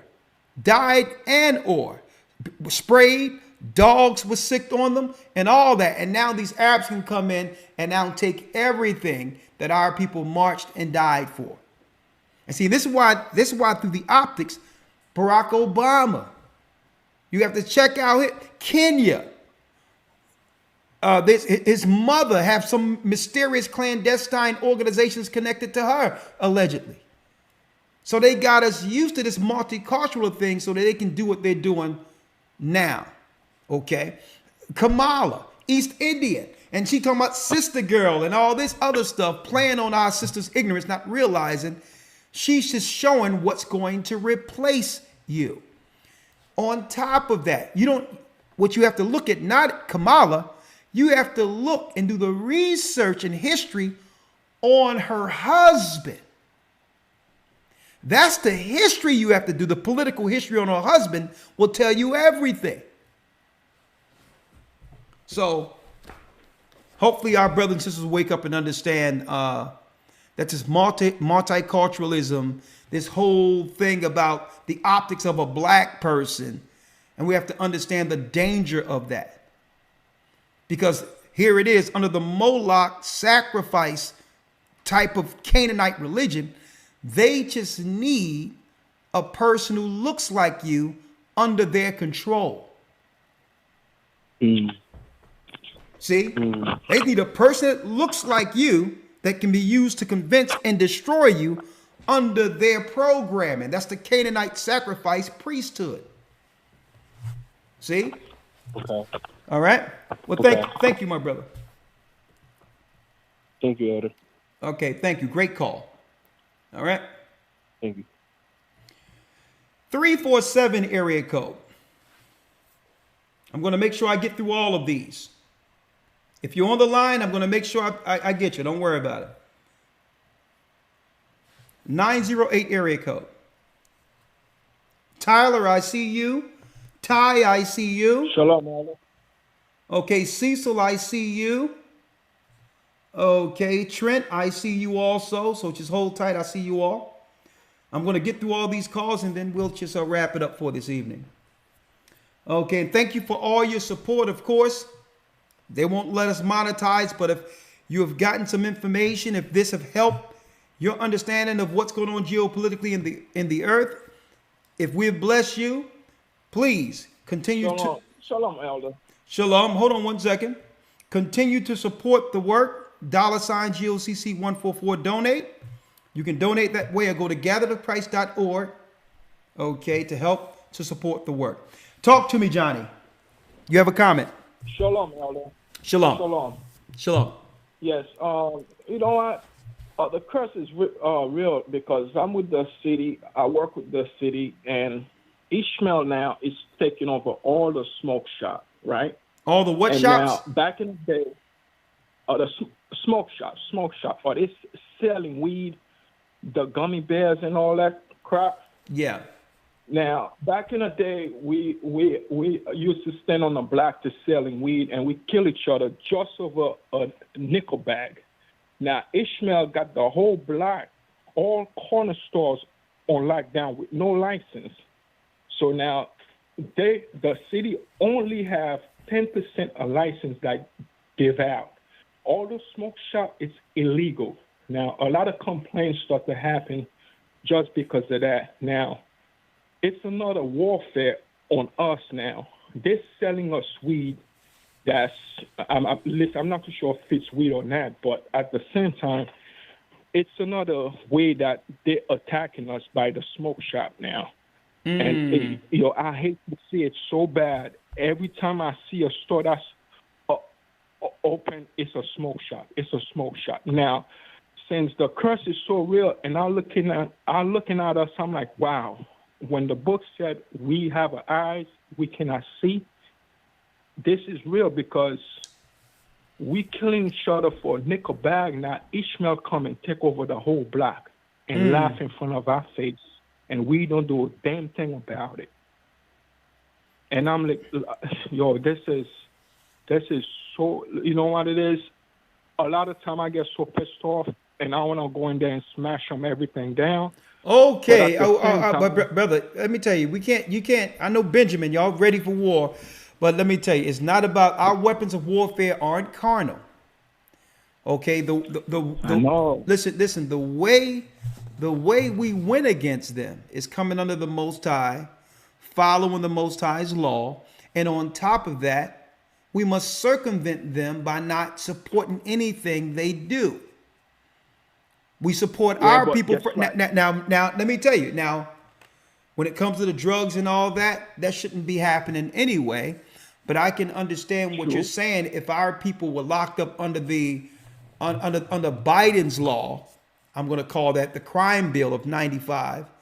If we were locked up 5 years for a vial of crack cocaine or a few bags of reefer.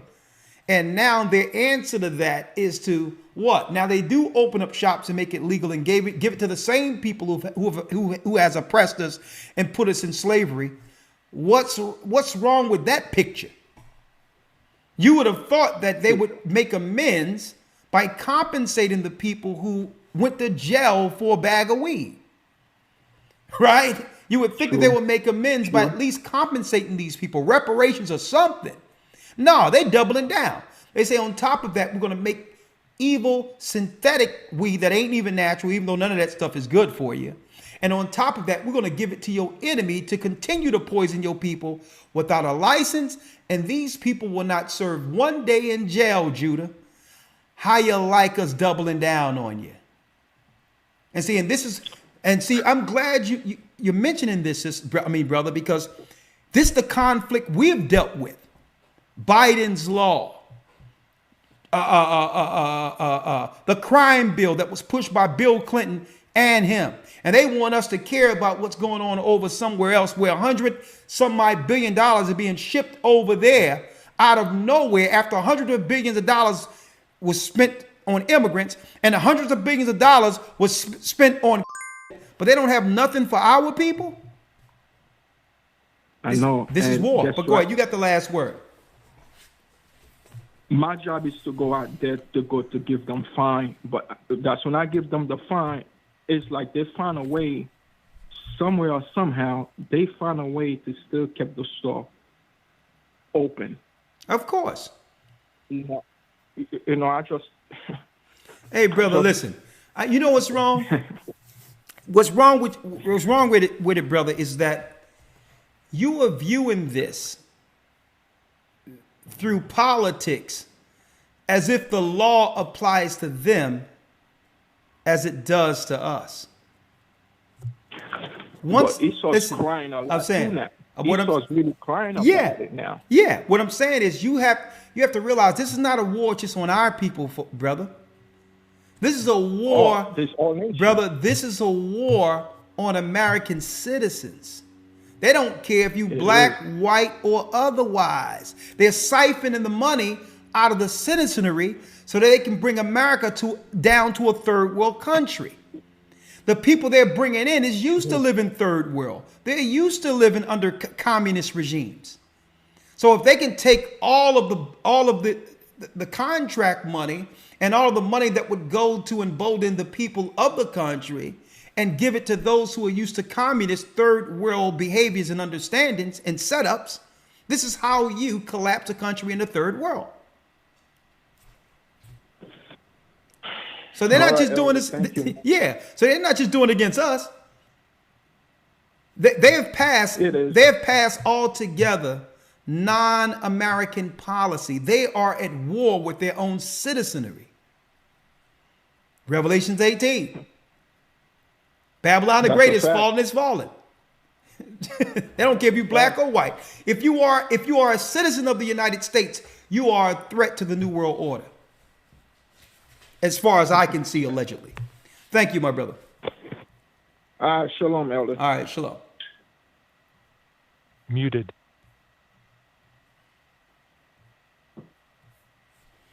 Hold on. Unmuted. Okay, Tyler has a question. Tyler? Shalom, elder. How are you doing? I am blessed by the Almighty. Yourself? Yeah, there's actually something I got to say in reference to pretty much a whole lot of people that's been calling in regard to Ishmael. But the question I had, it's just a small question. I know all the other names, and this is totally unrelated. I kind of don't even want to ask right now, but I know all the other names for God and Christ or another God or Satan or something. But what is the ABBA? What does that mean? Abba only means father. Okay, so that's not a satanic word or anything like that to call on that name or anything? Nah. You don't call on it. It just only means father. It's no. Okay. Yeah. All right, but yeah, I got a story to tell you in reference to what a lot of the sisters been saying. Back in 2012, there was a Middle Eastern store that me and my woman would go to. Actually, she would go in. And the guy would always flirt with her. You know, it was nothing too bad, you know, and he would always give her discounts. At this time, she would literally go in, buy 2 of those Cokes made in Mexico that we both like. She'd buy 2 packs of cigarettes, 1 Marlboro Red for me, 1 Marlboro Menthol for her. And he told her, or she told him that, you know, she had a boyfriend, all that. He didn't care. He just flirted, tell her how pretty she was, because she was a classic pretty, like, you know, Dorothy Dandridge or, you know, Etta James or something like that, you know. And everything was fine until I came into the store. And it's like when he saw me, everything changed.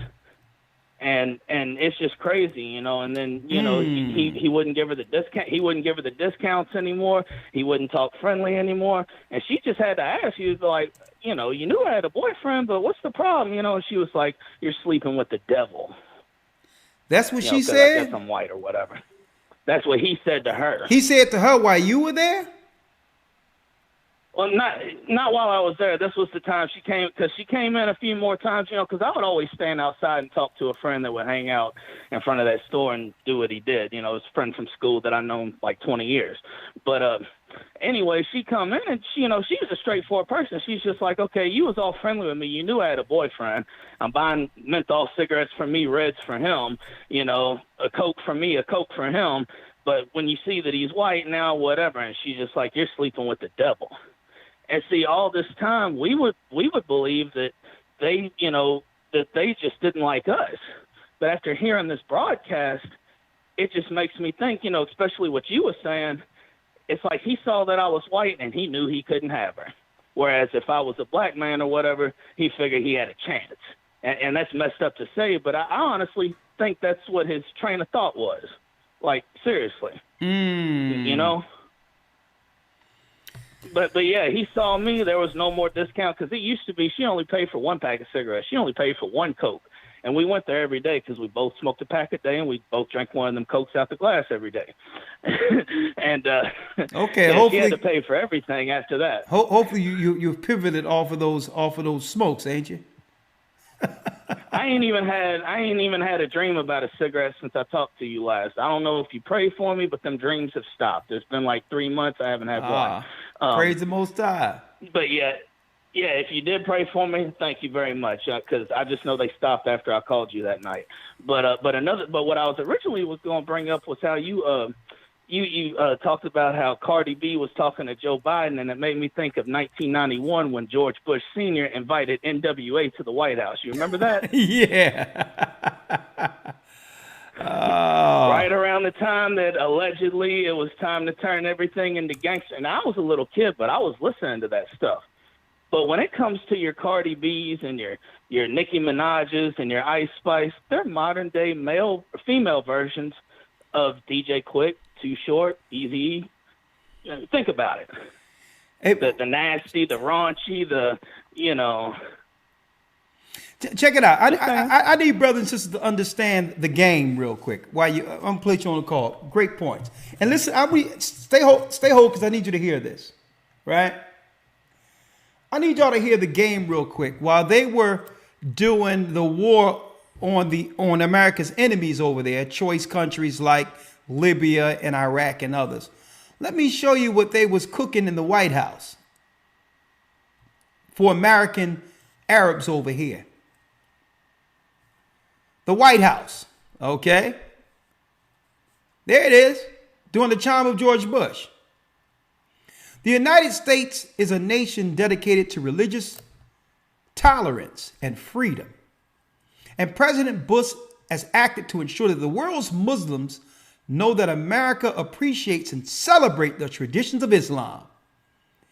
Here in the United States, our Muslim citizens are making many contributions in business, science, and in law, medicine, and education, and other fields. And Muslim members of the armed forces of my administration are serving their fellow Americans with distinction, upholding our nation's ideals of liberty and peace, justice and peace. Right? Remarks by President on El Alfreda, the Islamic Center of Washington, D.C., right? And all this was during the administration, the people that was on his administration. At the same time, they had Jack Bauer, 24, going after Arabs on Fox television. They have us believing that there's an issue between them and Arabs. When here it is, they're going over, they're aligning them in their cabinets and all that during the Bush days. And on top of that, giving them minority contracts to have business in our inner cities where our children are being raised. The same time they claim they're at war with the Middle East. I need y'all to check this out, folks. Same time. So when we see what's going on in the Middle East right now, we have to ask, well, what are your relationship with the people, with those same people from who you're bombing, that you have given money, grants, and all of that, housing, who's in the country right now,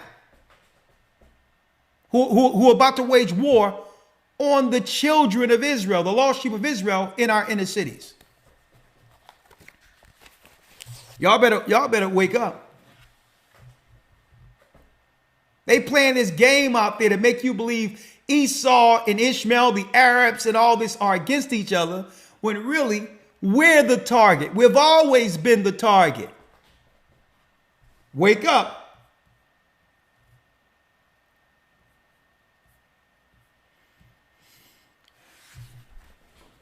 How you doing, Trent? Good evening, Trent. Oh, man. Elder, my God, bro. Yes, sir. Well, Elder, sorry to say, bro.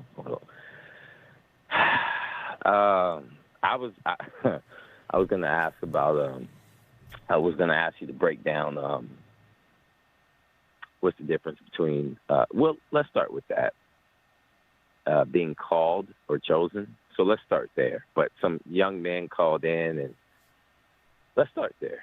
What's the difference between called and chosen? I don't think a lot of people know. The Most High chose. Is that Matthew 22 and 14? Okay, let me remember correctly. Let me make it clear. Okay. Many are called, few are chosen. Time and chance happen to all men. So just because you hear the word and understand the word doesn't mean you're going to walk in that calling to the end. So the whole world is going to know the truth before it's over. Many is called, but few, and the chosen is a choice we make to follow the Most High. You understand?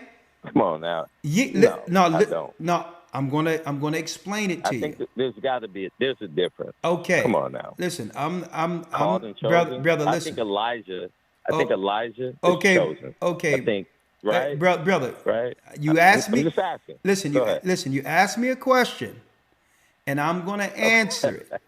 If you think something different, you have the right to think that. I'm not here to argue a point to where you're wrong, I'm right. You asked me a question and I'm answering. The Bible says, ye that endure unto the end, the same shall be saved. Okay. Judas was called. Okay. Many people were called into the work, but who's going to finish? So that chosen is another dynamic that leads to those who will endure unto the end. Deuteronomy 7 and 6 tell us that we are a special people and that we've been chosen as a people above all people that are on the face of the earth. But does that mean all of us are going to make it because we're chosen? Okay, so are you saying that even the chosen can make a conscious decision not to be saved? What I'm saying is the Bible says only a remnant is going to make it out of the chosen. So that means the chosen. Why is there a differentiation between the called and the chosen? Okay, I'm going to answer the question, and you're not going to please interrupt me so I can answer it. And then I'm gonna be quiet, Elder. I'm gonna rock with you. No, you don't got to rock with me. I'm answering the question. You can be chosen, but still you must endure unto the end. Christ says, "Ye that endure unto the end, the same shall be saved." We're all chosen. but doesn't mean we're all going to make it. Okay? Time and chance happen to all men. Okay? The difference, what made the prophets different than others, they walked in their calling. And they made a pact. They made an oath with the Most High to finish in their calling. That was a personal choice that turned them into prophets, that made them who they were. So again, many are called, few are chosen. Okay? Ye that endure unto the end, the same shall be saved. All right?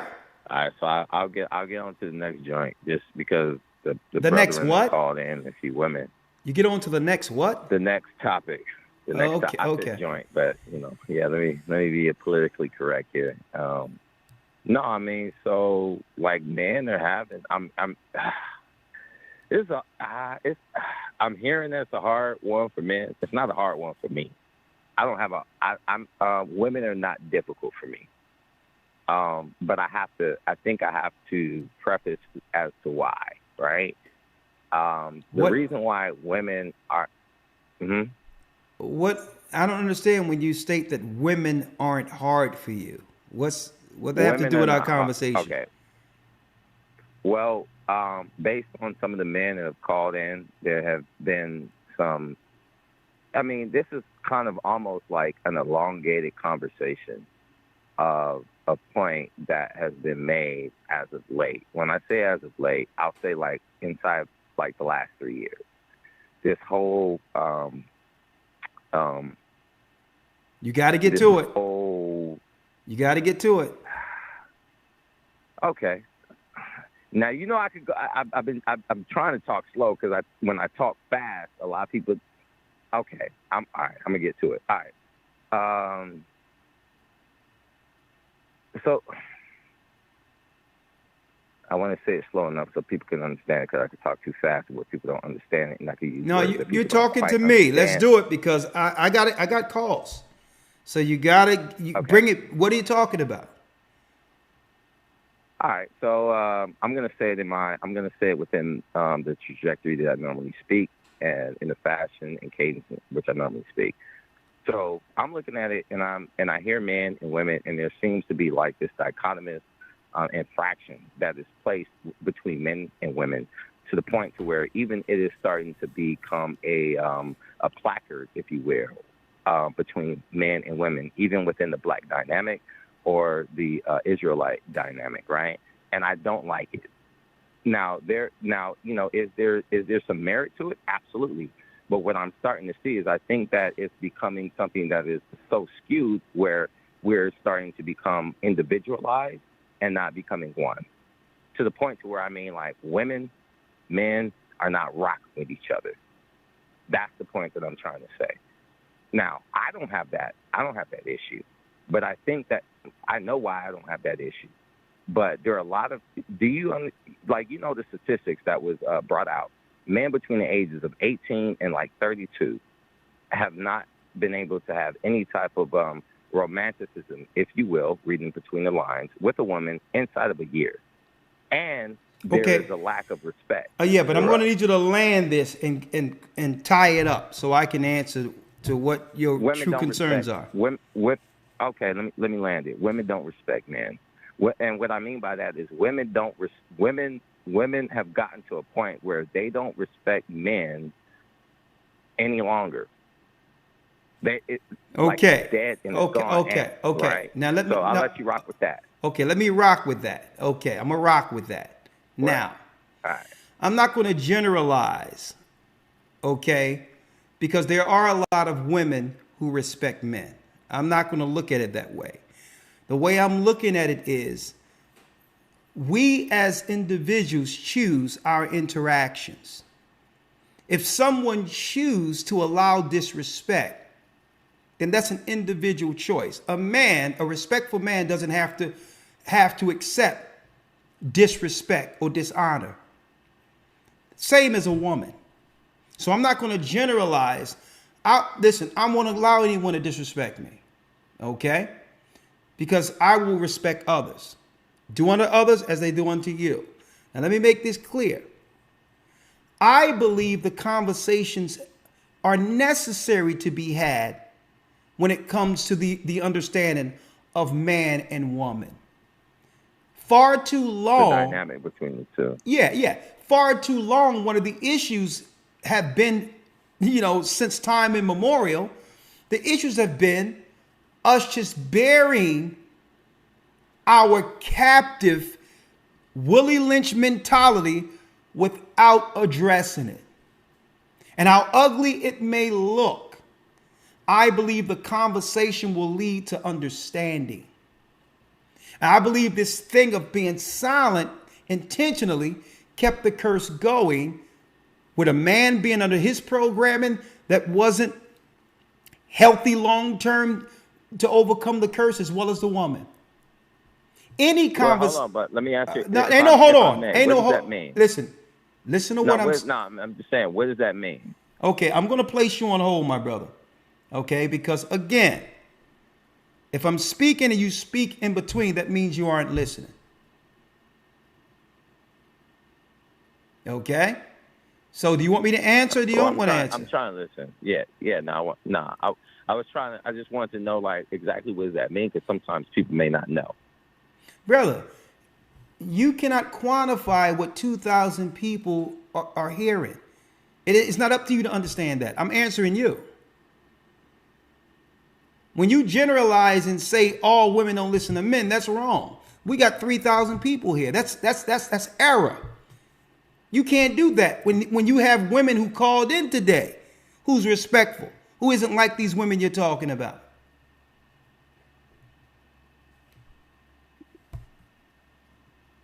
Get to the next call. Have a good night, my brother. Cecil has a question. Shalom. Shalom. Yeah, shalom, Elder Garcia. How are you? I'm doing well. Yourself? Well, I'm doing good. Elder Ricard, we spoke about maybe a little less than a year ago. And, I'm the brother from Detroit, Michigan, that was telling you how I was, introduced to the faith through a good friend of mine named Elder Greg Cooper. And I know you talked to so many people. You probably, I'm sure I remember you. No, I remember, brother. And, yeah. Yeah. And so the reason why I'm calling Elder Christ is because I know you're going in overtime, and I just had a quick question. My daughter and my son-in-law were in the last academy. Yeah. And they enjoyed it immensely. And Praise they are in, and this is what I had inquired about this with you the last time we talked. Again, I know that it's nothing personal at all. I know you're a very busy man and everything. So they are looking for a church in the Texas area. They're in Fort Worth. Okay. Texas. They are really looking to, land themselves in a church, something that's in of course, that's in close proximity, to where they're at. Okay, yeah, so we have a church near there. Hold on. And you say your daughters is looking to congregate in Fort Worth, Texas, right? Right. They stay in Fort Worth, Texas. Yes. And they're looking for a church nearby. Now, of course, I just recently started back going to your church, that Elder Dale, where he's an elder at in Harper Woods, Michigan. Praise the Most High. But yeah. Thank you, sir. So they're desperately, like you say, my daughter. Since I have been, sharing the word with them and sharing GOCC, and of course with countless other people, they were like, Dad, we need to, we need to land ourselves in a church. So okay, and, praise the so Most this High. is my purpose. Hey, brother, it's no better time than now. I just text your number to Elder Ramar. He'll be sure to give you a call. Okay. Okay. I appreciate it.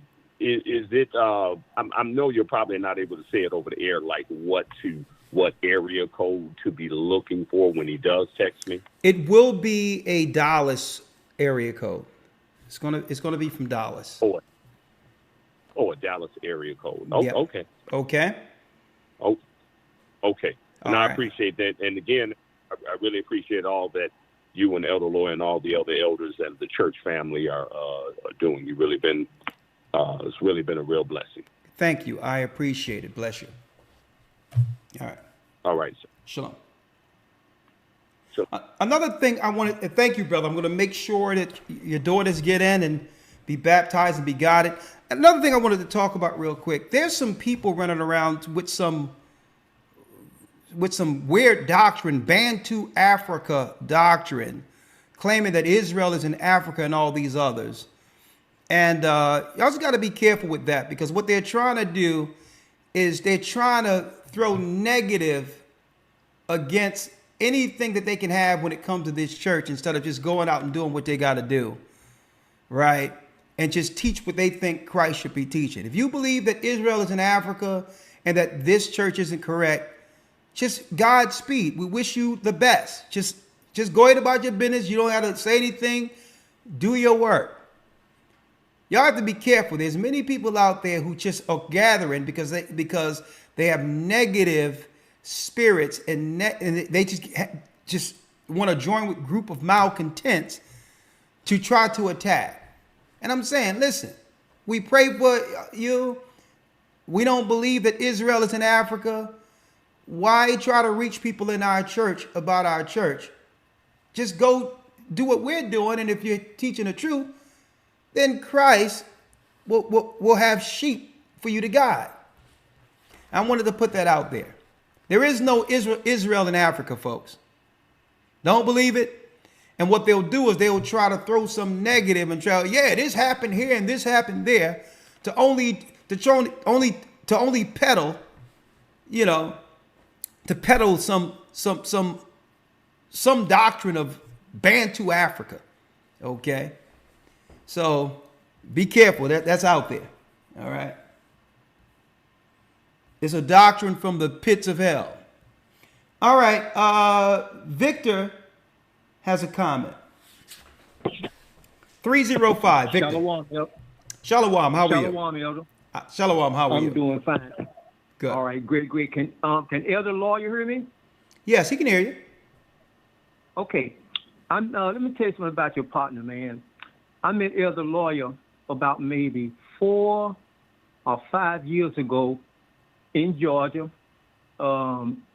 Everybody was at a gathering, and me and my wife.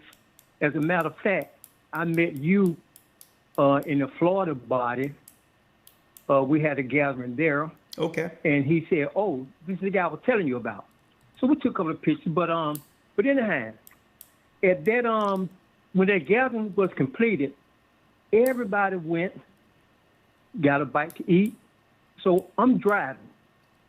Elder Lawyer is in the passenger seat. Now, I was a Seventh-day Adventist. I had never heard of a Hebrew Israelite. So since I was a Seventh-day Adventist, and what I knew, I used to really tear down a Sunday preacher. So I'm debating with Elder Lawyer. He's not debating. I'm throwing this at him, and he's knocking this down. I'm throwing this at him. He's tearing us apart. I'm throwing this at him. Well, thus say the Lord. I don't even think he knew I was debating. He was so calm. This young man, planted a seed in me. My wife was baptized. I got baptized. That seed that Elder Lawyer planted created my son, Hebrew Harris. I have a daughter in the Texas body done got baptized. I have a grandson that's about 8 years old. He loved the Most High. He loved reading the Bible. I mean, he have all kind of books, book about Moses, book about the 3 Hebrew boys, books about Daniel, and they all have our color of skin. He loved the Most High. So Elder Lawyer planted a seed that took care of 3 generations. Look at that. And I thank the Most High that he touched you and you touched Elder Lawyer, and Elder Lawyer was able to do a good will in my generation and 2 others behind me. Look at that. So I really, look, man, I think, look, man, I thank the Lord. Now, Elder Lawyer, you know who I am, right? You there, Elder Lawyer? Elder Lawyer. Oh, let me see if he's there. Okay. Hold on. I know he's there. I see him there. It show him there. Elder Lawyer, can you unmute? You know, sometimes a lawyer be. We probably passed. Okay. We probably passed lawyer's bedtime right now. You know. Well, you relate that to him, Elder. I mean. Oh, let me look, see if bro, I get. Let me get him here. One moment.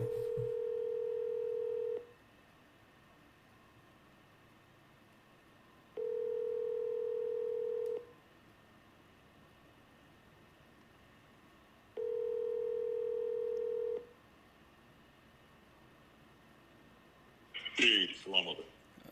Are you up, lawyer? Yes, sir. Did you hear the brother testimony online? No. Are you in the conversation right now, lawyer?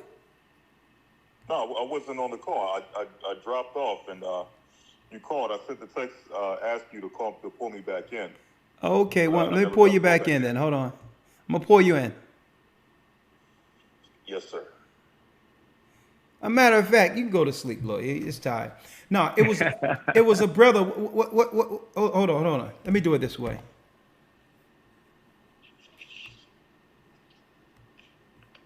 You know, I can go forever. Shalom, are you there, brother? Yes, I am. Okay, 1 second.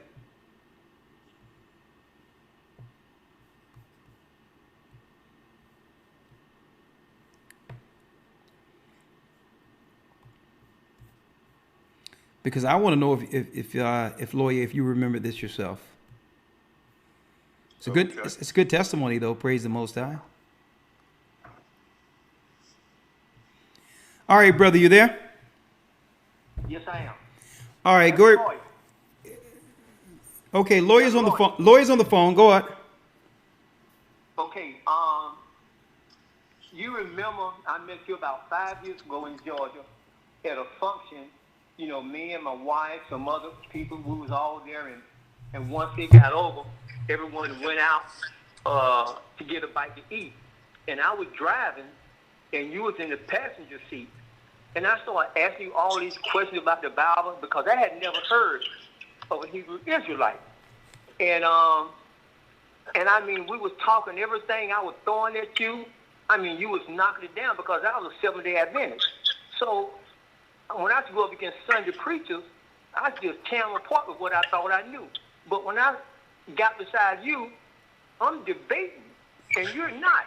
You just so calm and so easy, and man, I'm throwing everything at you, and you just knocking it down. I throw the kitchen sink, and you just, I mean, you were so humble, brother.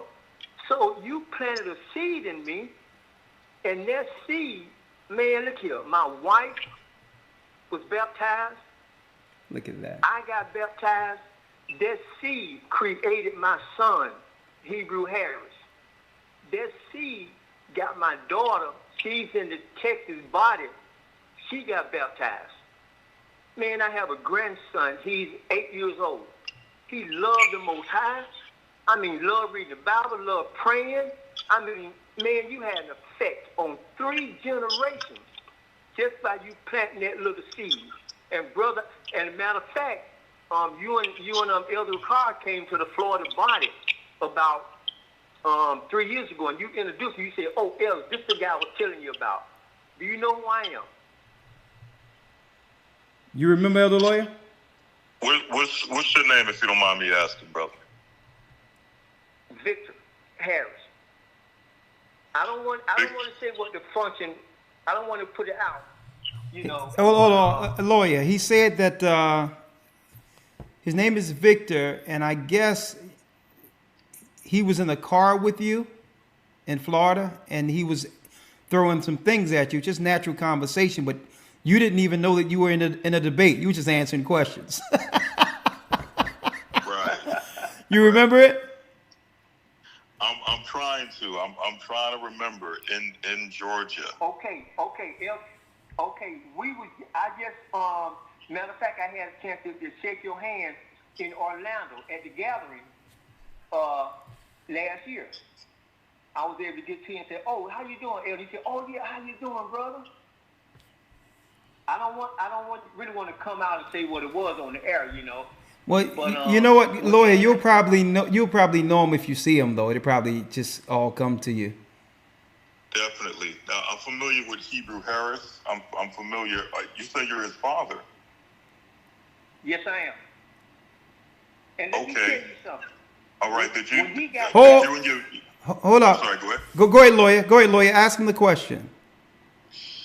Yes, I'm trying to remember. Was there like a function, like a wedding that you and your wife had? Yes. Okay, I remember you, brother. How you doing? Oh, doing great. Okay. And let me tell you something. When my son got baptized in the Florida body, and when they took him under that water and brought him up, I said, no, he needs to go down 5 times. And everybody just bust out at it. They said, no, Mr. Harris, don't take one. I said, are you sure? They said, we sure that's all it's going to take for Hebrew Harris, just one baptism. And right now, he's a changed man. Look at that. He's my son. He looks the same. His voice is the same, but his talk is different. His walk is different. And I am amazed at what the Most High have done in that boy's life. Look at I am that. amazed. Just by that seed that you planted. And you didn't even know it. Man, I was debating. I was trying to tear you apart. But young man, I couldn't do nothing with you, man. Because you came straight out the word. Man, all praise to the Father, sir. Look at that. Thank you, Elder Lawyer. I just wanted you to hear that, you know, and go ahead and get some rest, young man. Yes, sir. God bless Yes, you. sir. All right. Shalom. Okay, shalom, Elder. You have a good night and be blessed, brother. Hold on. I'm going to go back. It's just a blessing to hear. And you know why it's a blessing to hear? And I'm smiling ear to ear. And the reason why is because, you know, there's a constant reminder to all of us to why the Most High called us. Right? Are you there, my brother? There's a constant reminder to all of us. And it's a humble, it's a humble honor to hear how this ministry have affected so many people positively. And I'm saying that when I hear this, and I hear and I see all the negative and all the evil that try to come against the work, conversations like this, a call out of nowhere, brother, reminds us to why Christ called us into the point where we'll dedicate ourselves unto the death.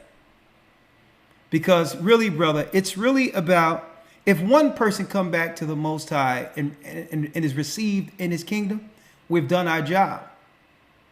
And to hear that this ministry have affected so many people, you know, is it's life changing, brother. Yes. I bless you, and I'm glad you called, because that call was needed. Because I'm gonna tell you, the Most High, it tell you, one man planteth, one man planteth, another man watereth, but it's the Most High who gives the increase. Brother, it was your works in Christ the whole time, even in the Seventh-day Adventists, that led you to that moment. Even Elder Lawyer, myself, we're just vessels, but it was Christ feeding your spirit, giving you exactly what you needed at that moment. And that's all we are, brother. We're the body. You're the body. Yes. And yes. Hey, as long All as you're at 3 generations, ain't that something? Thank you, my brother. Bless you. All right, thank you. Be blessed. Be blessed. Bless. Hey, Shalom. enduring to the end.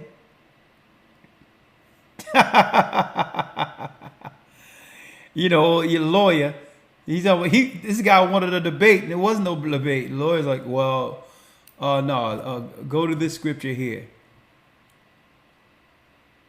Oh yeah, I understand what you're saying. Go to that scripture there. Okay, you see that? Okay, go to this scripture here. And the other brother was in a full-scale debate. Woo! Lord.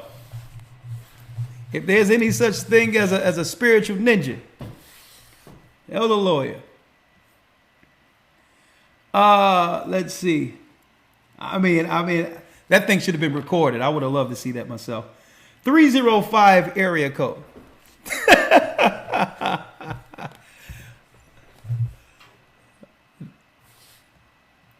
Okay, I gotta go to sleep, y'all. I really do. I want to stay up all night, but I can't. You know what? I'm going to do another. I'm gonna do another truth-a-thon soon.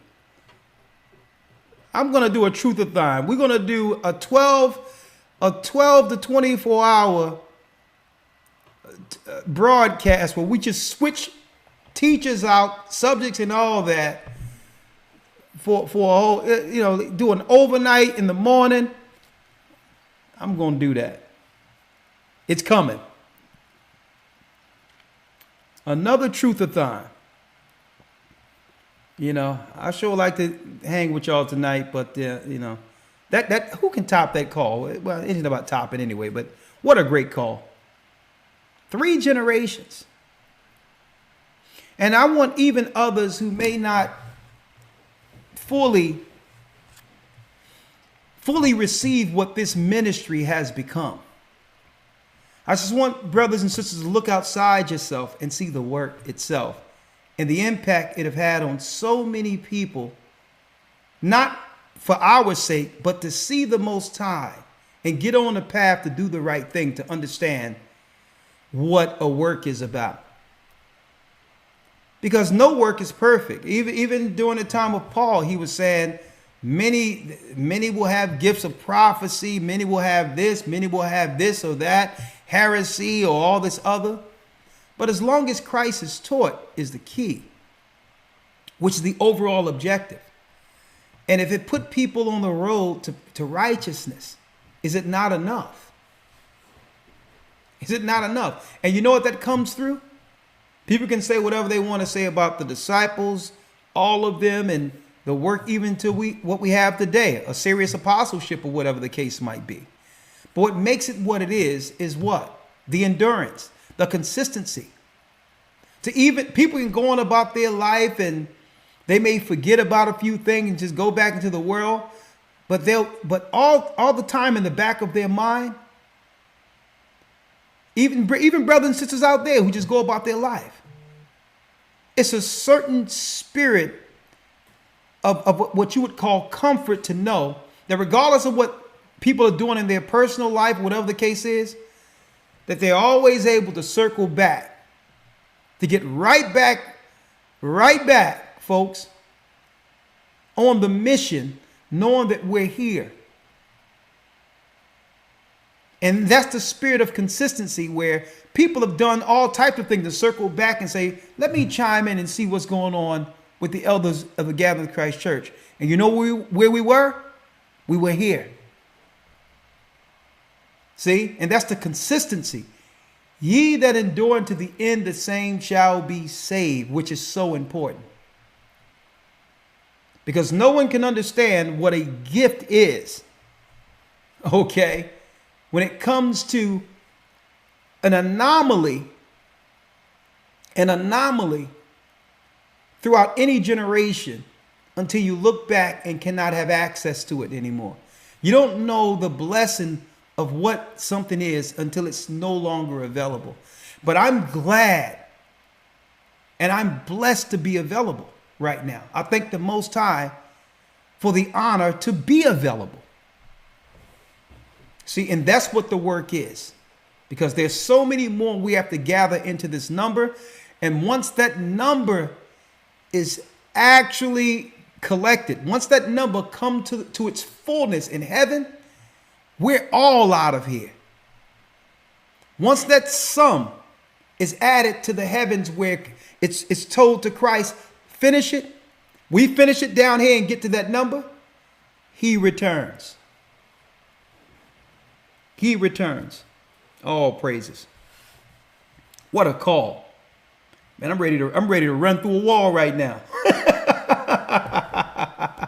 Because you know what? Humility, and you can tell the brother was aged. Humility, respect, and honor. These are virtues that we've been missing so long as a people. And to know it still exists gives all of us that extra bit of hope. Give us that extra bit of hope. I need y'all to understand what I'm saying. An older man, humility, honor, respect shows us that all isn't lost. Even though what we're going into with the enemy trying to come against us, it's examples like that reminds us of the gospel. With that, may the Most High be with you. Stay prayed up. That ends our broadcast for this evening. And keep in mind that the Most High is calling back Israel. We're the children of Israel. And we're back. And I'm going to tell you, Christ will gather us through the war to end all wars. And at the end, we're standing up in what? Full white regalia, mitres on our heads, kingdom ready. Shalom. To the Israelites and the Gentiles in Christ, let's get it. The Arabs and Africans told us. The Lord is calling back Israel. From Panama, Cat, the North American Indians, Simeon, the Dominicans. AHAYAH's gathering Israel. The Arabs and Africans told us. At gunpoint. Together our wives and children then sold us. In the belly of these great ships we traveled in fear. By the rivers of Babylon we found our brothers here. AHAYAH gatherers. Thank you for using Columbia Radio. Reuben from Australia. Issachar, the Mexicans. AHAYAH's gathering Israel. Judah, the Negroes. Benjamin, the West Indians. Levi, the Haitians. AHAYAH's gathering Israel.